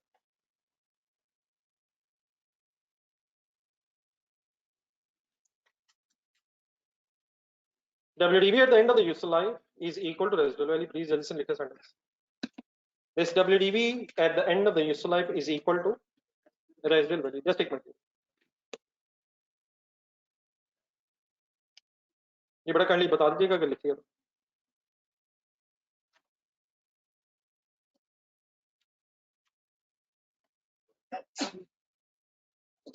निकलिए note.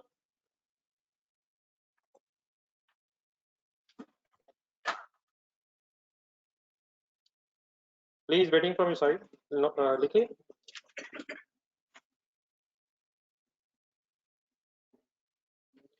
Ji sir, the financial year of the company is 1st January to 31st December।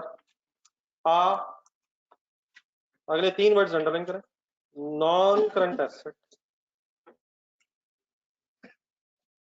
इसके ऊपर लिखें, इर्द गिर्द जगह बना लें, नॉन करंट एसेट को डिफाइन करना। Non current asset means an asset which has a useful life of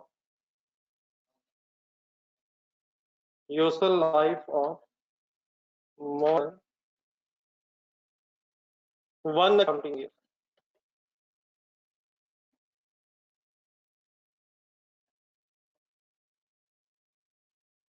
non current asset means होता है an asset which has a useful life of more than 1 accounting year। लेकिन गलत तरफ ना चले जाइएगा, ये लिख के जरा रुकिएगा, मैं जरा इसका सारा कॉन्सेप्ट लेता हूं।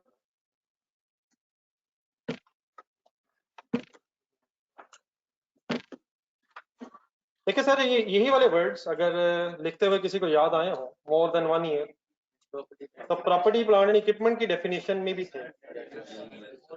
असल में स्टोरी ये है कि जो नॉन करंट एसेट है ये एक ब्रॉडर टर्म है, ब्रॉड टर्म है, मेन टर्म है। मींस उसे इस हेडिंग में टेंजेबल एसेट्स भी आ जाएंगे और इनटेंजेबल एसेट्स भी आ जाते हैं।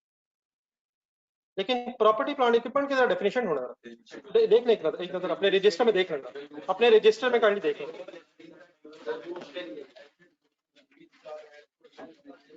मेन असल में बड़ा फर्क ये है कि नॉन करंट एसेट्स का जो वर्ड है ये टेंजेबल एसेट्स को भी कवर करेगा और इनटेंजेबल्स को भी कवर करेगा। लेकिन जो property plant and equipment word है ये सिर्फ टेंजेबल के लिए वर्ड है। तो टेंजेबल एसेट्स भी 1 साल लाइफ से ज्यादा हो सकते हैं और इनटेंजेबल भी 1 साल से ज्यादा हो सकता है। लेकिन अगर कोई फिजिकल एसेट की बात हो रही हो, अगर किसी फिजिकल एसेट की बात हो रही हो, तो non current asset simply means property plant and equipment. इस एंगल से देखना, अगर किसी इनटेंजेबल एसेट की बात हो रही हो तो डेफिनेटली फिर वो प्रॉपर्टी प्लांट इक्विपमेंट की बात नहीं हो रही। लेकिन अगर किसी टेंजेबल एसेट की बात हो रही हो तो non current asset simply means कि हम प्रॉपर्टी प्लांट इक्विपमेंट वाले किसी एसेट की बात कर रहे हैं। तभी क्योंकि इनटेंजिबल एसेट्स आपके सिलेबस में नहीं है, तो आपके लेवल पे अगर कभी ये वर्ड आ जाए नॉन करंट एसेट्स, तो आपके जहन में सिंपली क्या आना चाहिए कि प्रॉपर्टी प्लांट इक्विपमेंट वाले किसी एसेट ही की बात हो रही होगी, क्योंकि अभी इनटेंजिबल एसेट्स आपके लेवल की गेम ही नहीं है। तो प्रॉपर्टी प्लांट इक्विपमेंट पीपीई लिख लेना साथ। PPE stands for property plant equipment. लेकिन तुम थोड़े मेरी बात पूरी समझ आ गई है? क्या प्रॉपर्टी प्लांट इक्विपमेंट के अलावा भी कोई एसेट नॉन करंट हो सकता है, मसलन इंटेंजिबल? लेकिन आपके लेवल पे क्योंकि नहीं है, इसलिए नॉन करंट एसेट्स हमारे लिए प्रॉपर्टी प्लांट एंड इक्विपमेंट ही की सेंस देंगे। समझ आती बात? ये नहीं कंफ्यूजन? तो एकदम जरा जज्बाती ना हो जाएगा, बात पूरी समझिएगा बेटा, एकदम जज्बाती है। ये भी जज्बाती है, साथ वाले को देखा आपने। सेंटेंस शुरू करें दोबारा। A non-current asset was purchased on 1st May for ₹60,000। ठीक है, हमेशा आप एसेट को किस प्राइस पे खरीदेंगे? बिजनेस हो रहा है सर, सिंपल इज दैट। हम कॉस्ट पे खरीदेंगे, हम कॉस्ट पे खरीदेंगे, हम जिस वैल्यू पे भी खरीदेंगे वो हमारे लिए परचेज कॉस्ट कह लें, परचेज प्राइस कह लें, शॉर्ट वर्ड्स में कॉस्ट कह लें। कितने का खरीदा है, कब खरीदा है, 1 मई। लाइफ कितनी है, रेजिडुअल वैल्यू कितनी है, 0, एक्सपेक्टेड नहीं है। मेथड कौन सा है, फिलहाल आसान गेम चल रही है। रिक्वायर्ड क्या है, गौर से पढ़ना था। Calculate the depreciation, calculate the charge for depreciation in the year of acquisition का मतलब होता है परचेज।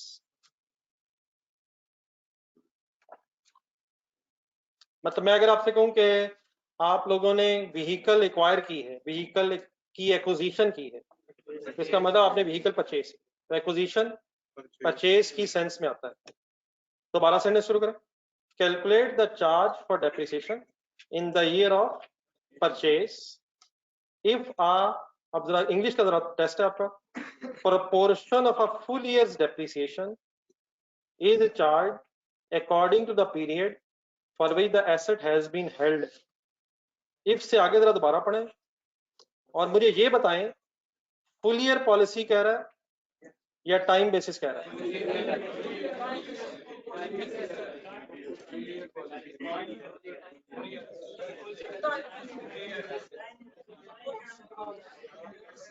सॉरी मैं एक बात बताना भूल गया कि टॉस नहीं करना, रिलैक्स होके पढ़ें, सिंपल ट्रांसलेशन रिक्वायर्ड है।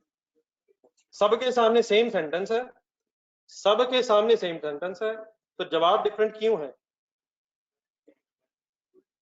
जो हजार फुल ईयर कह रहे हैं ना वो उससे पहले कुछ पढ़ रहे हैं ना वो उसके बाद कुछ पढ़ रहे हैं। नहीं, फुल ईयर यकीनन लिखा हुआ कहीं, लेकिन उससे पहले भी कुछ लिखा हुआ है और सेंटेंस बाद में भी लिखा हुआ है।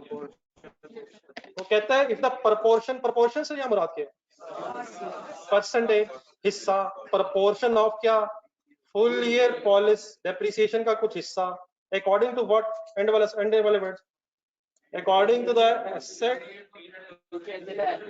तो क्या एसेट जितना अरसा इस्तेमाल हुआ है उतने अरसे के हिसाब से फुल ईयर डेप्रिसिएशन का हिस्सा चार्ज करना है। तो इसका मतलब फिर फुल ईयर पॉलिसी हुई ना यार। अच्छा चलो एक और इशू पहले सॉल्व कर लें, जरा ऊपर वाली 3 लाइनों में जाए। परचेज डेट क्या है, 1 मई। ईयर एंड होने क्या है, 31 दिसंबर। टाइम बेसिस से करो तो जरा मंथ्स बता दें कितने काउंट करेंगे, गिन के प्लीज गिन के। ये परचेज से आगे गिनने होते हैं, बैकवर्ड जाना होता है, कोई पता नहीं 4 को गिन ले।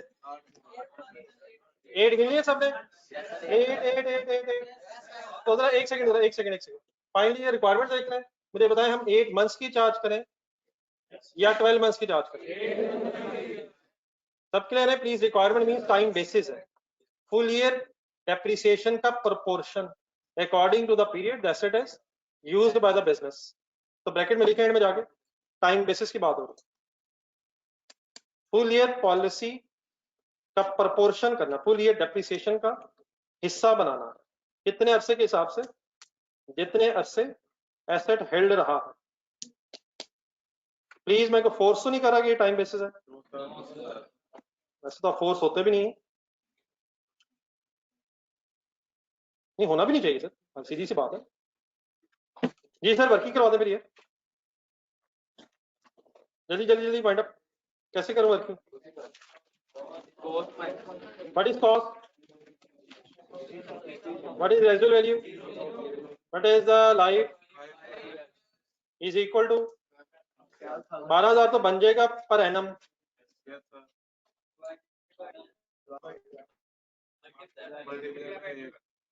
अच्छा मल्टीप्लाइड बाय 8/12 में कोई मसला है, ये भी ठीक है, divide by 12 and multiplied by 8 ठीक है, लेकिन मल्टीप्लाइड बाय 8/12 में तो इशू नहीं कोई। तो आप कैसे इसे फाइंड आउट करते रहे, ये मैं सही लिख रहा हूँ 8/12, तो मुझे बता दीजिएगा इसमें कंफ्यूजन है तो इंटरेस्ट वगैरह की वर्किंग में आप क्यूएम में ये हरकतें करते होंगे। तो इसी तरह मेरा ख्याल होती है। बेटा गिन के बना साहब, ये बड़ा प्रॉब्लम है। 8 कैसे बना, मेरे साथ गिनना शुरू करना, अभी बनने लगा। मई, जून, जुलाई, अगस्त, सितंबर, अक्टूबर, नवंबर, दिसंबर। दिसंबर पे रुकेंगे, ईयर एंड आ गया फर्स्ट लाइन में। ये शिराज साहब ठीक है बन गया। सर इस तरह नहीं करें, दिस इज यूजलेस है मिस्टर शिराज, माजरत के साथ जाती है सवाल। बहरहाल फिलहाल 8 बन गया सर। शिराज साहब, ये any confusion sir in eight figure बताइएगा fine. What is 8000 for the year for this year according to 8 months? Depreciation की अकाउंटिंग एंट्री हो जाए sir.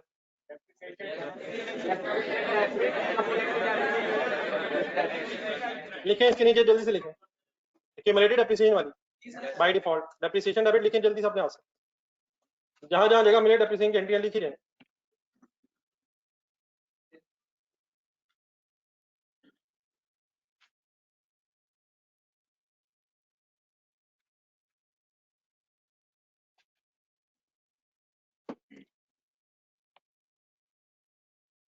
Depreciation debit, accumulated depreciation credit,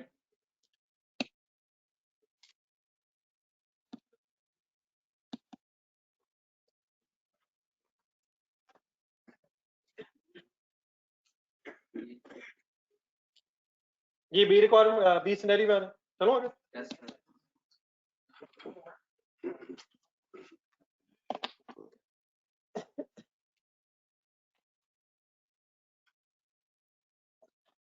जी सर, एक नया इशू बी में,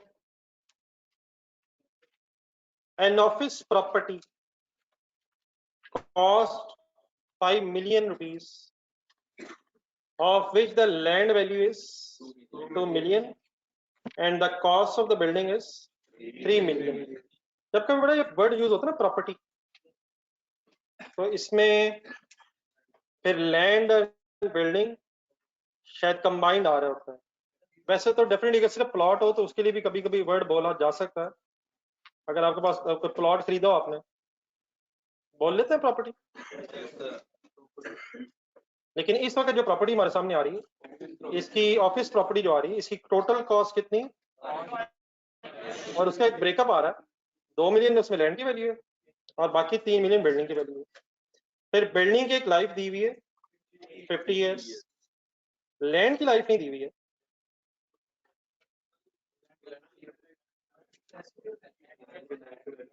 नहीं, लैंड की life दी नहीं हुई है, नहीं दी नहीं हुई है। क्यों नहीं दी हुई मैं बताता हूँ, लेकिन दी नहीं।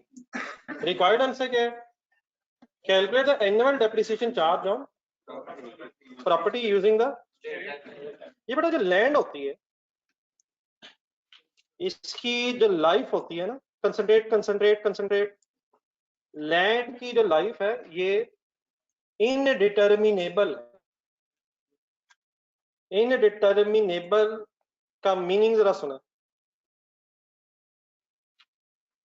पहले तो आप ये अज्यूम कर लें कि आपका कोई 5 एकड़ का एक प्लॉट है डिफेंस में। छोटी सी जगह बताइए, थाउजेंड्स में समझे। अल्हम्दुलिल्लाह, नहीं मैंने कहा है अल्हम्दुलिल्लाह, डबल इंशाल्लाह, लेकिन प्लॉट है, आपने खरीद लिया अल्हम्दुलिल्लाह। अब मैं जो अगली बातें करूंगा वो जरा कंसिडरेशन रिक्वायर्ड है। बताइए प्लॉट कब तक रहेगा? देखिए आप यकीन, आपके पास तो तब तक रहेगा जब तक आप बेच नहीं देंगे। लेकिन अगर आपने घर बना लिया तब भी तो प्लॉट खत्म हो जाना। कोई फजूल बात आपके साथ रह के मैंने ये सीखा, ना माननी है और ना ही मनवानी है। अगर आपने उसके ऊपर घर बना दिया तो लैंड एज इट इज रहेगी। फिर ये लैंड अगर आप बेच भी देंगे तो लैंड एज इट इज रहेगी। कब तक रहेगी एज इट इज?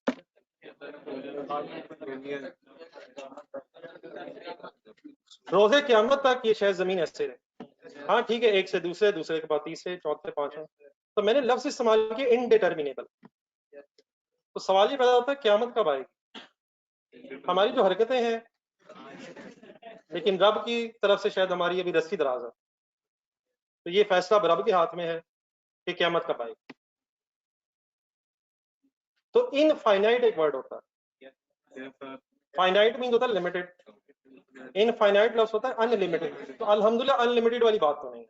अनलिमिटेड हमेशा के लिए तो नहीं है, इसलिए भी खत्म होना है, लेकिन कब खत्म होना है हमें पता नहीं है। तो इसलिए लैंड की लाइफ इज इनडिटर्मिनेबल। इनडिटर्मिनेबल का मतलब पता नहीं है, डिटर्मिन नहीं कर सकते हैं। तो लाइफ ऑफ लैंड इनडिटर्मिनेबल होने की वजह से इसकी फिर डेप्रिसिएशन चार्ज नहीं की जाती। हाँ, एक दूसरी चीज आपके जहन में आएगी, बल्कि शायद लैंड की वैल्यू तो एप्रिशिएट भी होती है। क्या प्लॉट्स की वैल्यू बढ़ जाती है? तो इंशाल्लाह जब ये इनिशियल डेप्रिसिएशन हमें पढ़ लेनी है तो हमने फौरन वहां पहुंच जाना है कि अगर लैंड की वैल्यू बढ़ जाए फिर क्या होता है।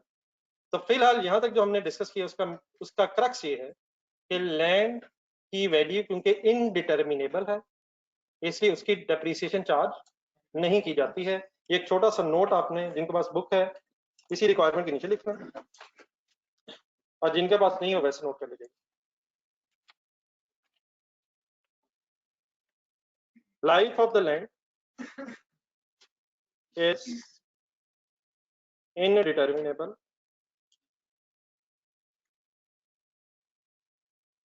Therefore, not depreciated.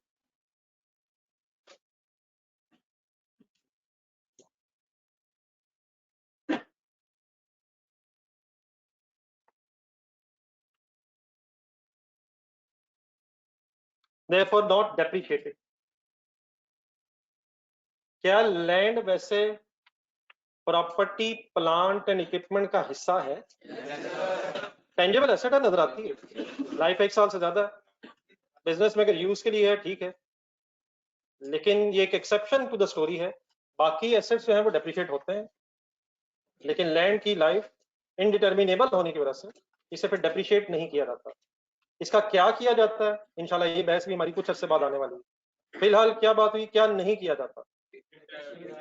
डेप्रिशिएट नहीं किया जाता। अगला सवाल यकीन ये पैदा होता है फिर और क्या किया जाता है, तो वो और इंशाल्लाह क्या किया जाता है कुछ कर सकता है।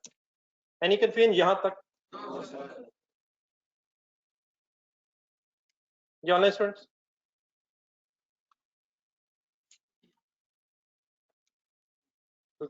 कंफ्यूजन तो नहीं प्लीज? जी सर जी, आप जो रिक्वायरमेंट्स को सॉल्व करना फिर क्या मांग रहे हैं हमसे? तो कहता है annual depreciation of the property. तो अब आप बताएं अभी क्या करो, पढ़े डाटा, पढ़े डाटा, पढ़े डाटा, देखें, बताएं। अब आपने हेल्प करनी है मेरी। नहीं, अब मैंने आपसे रिक्वेस्ट किया, अब जो करना है वो बताएं जरा, क्या करूं बताएं। 5 मिलियन डिवाइड बाय 50 मेरा ख्याल है। नहीं, रेजिडुअल वैल्यू तो मेरा ख्याल अवेलेबल नहीं है, मेथड स्ट्रेट लाइन है, तो 5 मिलियन मेरा ख्याल लेते हैं। 5 मिलियन क्यों नहीं लेना सर? तो सिंपली क्या करेंगे, आप बिल्डिंग की कॉस्ट उठाएंगे 3 मिलियन, रेजिडुअल वैल्यू अवेलेबल नहीं अगर है तो वो 0 है, ढूंढने की रेजिडुअल वैल्यू है, तो क्या अगर नहीं है तो फिर वो 0 है, रेजिडुअल वैल्यू अगर अवेलेबल नहीं है तो वो फिर मजबूरन 0 अज्यूम है। डिवाइडेड बाय बताएं, डिवाइड बाय सर, तो सिर्फ किसकी डेप्रिसिएशन फाइंड आउट कर रहे हैं? Is equal to 60,000। उसने मांगी है प्रॉपर्टी की, आपने बतानी शुरू कर दी है सिर्फ लैंड की। ये क्या जाती है?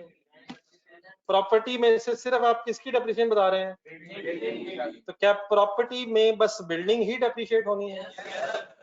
तो 3 मिलियन कॉस्ट उसकी divide by 50 is life. Any confusion? So I think this 60,000 is the answer of the story.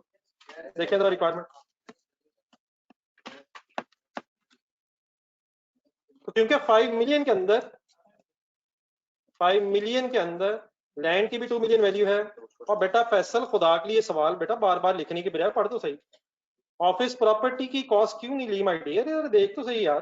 Faisal, पढ़ के सेंटेंस खुद बता मेरा भाई, जल्दी से बता, बताए 5 मिलियन क्यों नहीं लिया, 3 मिलियन लिया? फैसल, ये सवाल मेरी तरफ से 3-4 दफा आ रहा है, जल्दी जल्दी फैसल। सर जी सेंटेंस पढ़ यार, 5 मिलियन में लैंड भी तो 2 मिलियन है यार। ठीक है फैसल, फैसल यार क्या हो गया, वो मेरी आवाज नहीं सुन रहा जी। Faisal Ijaz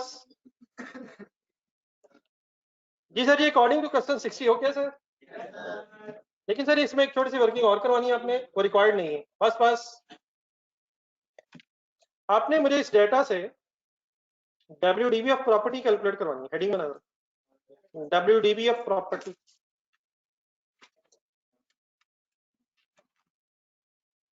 as on the year end, as on the year end. Third.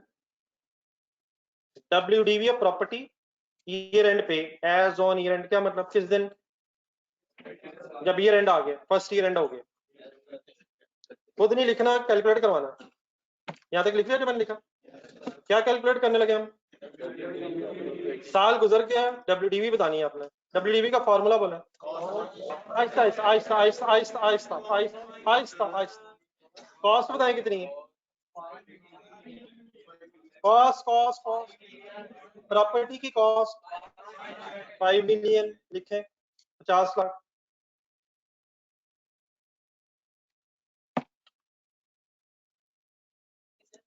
देख लें, प्रॉपर्टी की कॉस्ट 50 लाख की, 5 मिलियन मीन्स 50 लाख। एक मिनट पहले ये मसला करो, 5 मिलियन मीन्स 50 लाख।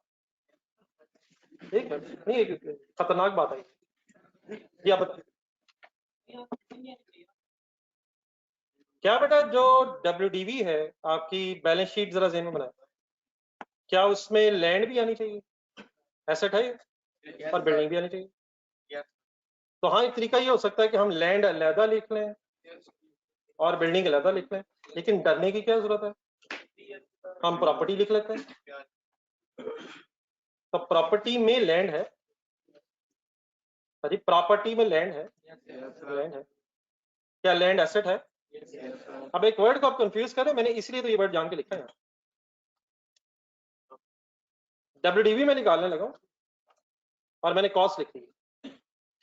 इस प्रॉपर्टी की एक्यूमुलेटेड डेप्रिसिएशन बताएं। पहले समझ लेंगे, थोड़ी सी कंफ्यूजन हो रही है, इसलिए मैंने ये जानबूझ के काम इस वक्त इसलिए किए। प्रॉपर्टी की एक्यूमुलेटेड डेप्रिसिएशन से मुराद, उसमें लैंड तो डेप्रिशिएट नहीं हो रही, तो उसकी तो जीरो है। तो प्रॉपर्टी की क्यूमुलेटेड डेप्रिसिएशन मींस 60,000 की बात करो, बिल्डिंग ही का 60,000 इस प्रॉपर्टी की क्यूमुलेटेड डेप्रिसिएशन। हाँ, यकीनन अलग-अलग भी लिखा जा सकता है, वो भी मैं लिख देता हूँ, लेकिन इकट्ठा लिखने में कोई गलत नहीं है। आप सिर्फ एक सेकंड के लिए लैंड ज़हन बनाएं, सिर्फ land. What is the cost of land, 2 million. What is the cumulated depreciation of land, 0। Therefore उसका वही 2 मिलियन उसकी WDV भी है। What is the formula of WDV, land की 2 मिलियन कॉस्ट है, एक्यूमुलेटेड डेप्रिसिएशन ऑफ लैंड 0 है, तो उसकी WDV भी 20 लाख ही है। लेकिन प्रॉपर्टी में बिल्डिंग ज़हन बनाए, what is the cost of the building, 3 million, 30 lakh, 30 lakh. What is the accumulated depreciation of the building, 60,000। उसकी कैलकुलेटर पकड़े, उसकी 49 लाख ना वर्जन 40 लाख नहीं है, उसकी 30 लाख माइनस 60,000, 29 लाख 40 हजार, उसकी बिल्डिंग की और लैंड की, दोनों को मिला लें। मेरा आंसर देखिएगा जरा भी, what is the cumulated depreciation of the property, 60,000। What is the cost of the property, ठीक है।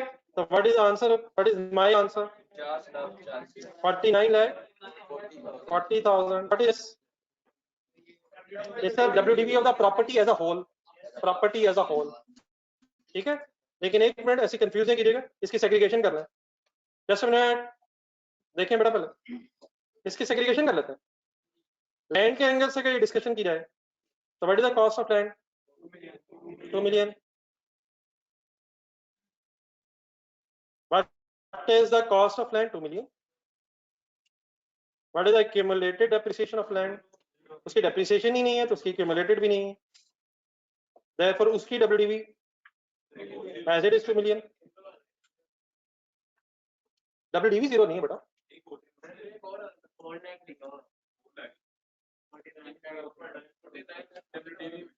तो सर जी वो हो जाएगा यार, वो हो गया आप लोगों का, सही है, मेरा भी ठीक हो गया, ये लिखो हो गया, इतनी देर लगनी थी, वो ठीक है। अगर कोई 0 कम हो गया, आपको पता है नहीं होना चाहिए था, इंशाल्लाह आइंदा नहीं होगा। असल मिशू समझे सर, ये होगी भी, हो भी गया सर। ये बिल्डिंग पे है, बिल्डिंग के एंगल से फिगर्स फाइनल करें, जस्ट बिल्डिंग की कॉस्ट 3 मिलियन एंड बिल्डिंग की क्यूमुलेटेड एप्रिसिएशन 60,000। सिर्फ बिल्डिंग की WDV 29 लाख 40,000, 29 लाख 40,000, और दोनों को बढ़ा के सम करेंगे तो WDV ऑफ द प्रॉपर्टी आ जाएगी। हर एंगल से एक्सप्लेन करना, इसे कंफ्यूज करने की जरूरत नहीं। देख लें,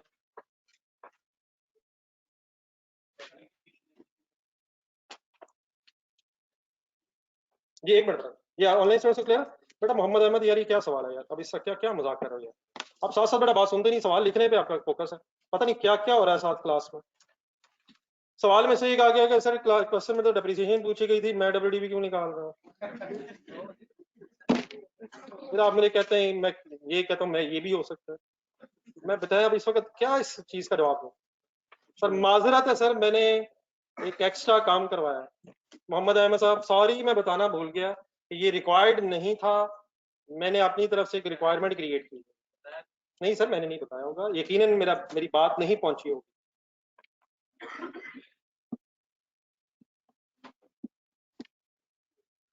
खाली नोट करके जरा बता दीजिए। जी सर,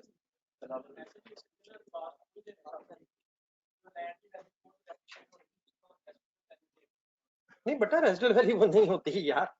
और सर नहीं, मेरी बात तो सुनो, हम वो भी कर लेते हैं लेकिन मेरे भाई वो नहीं कर सकते। ये ना कहिएगा आंसर आ जाता है, आंसर आ तो जाता है लेकिन वो रेजिडुअल वैल्यू नहीं है। क्या लैंड की कॉस्ट रेजिडुअल वैल्यू बन जाएगी क्योंकि वो डेप्रिशिएट नहीं होती?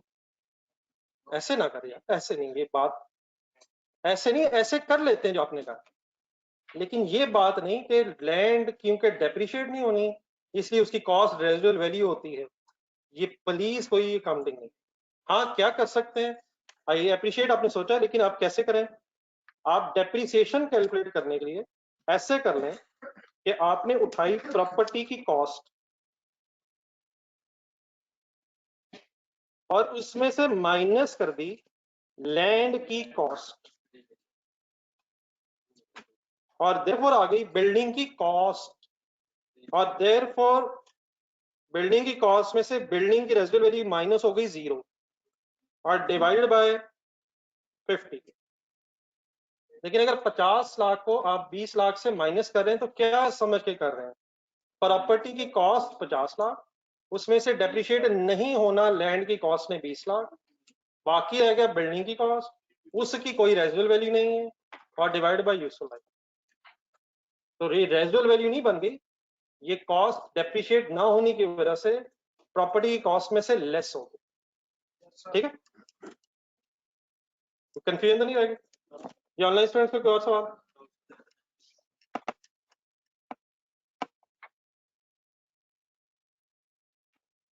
ये आप लोगों का कोई इश्यू सर? चलो मैडम मेरा ख्याल आज काफी इतना, लेकिन बस अब कल से गेम सीरियसली ऑन।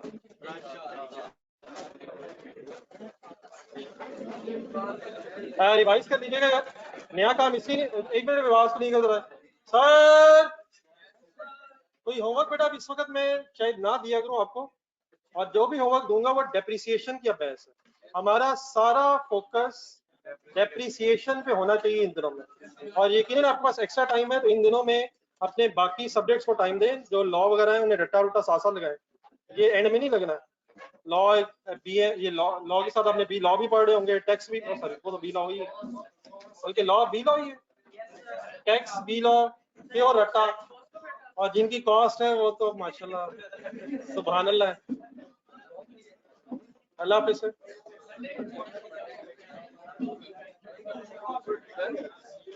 मतलब 4 साल बाद बिल्डिंग सारी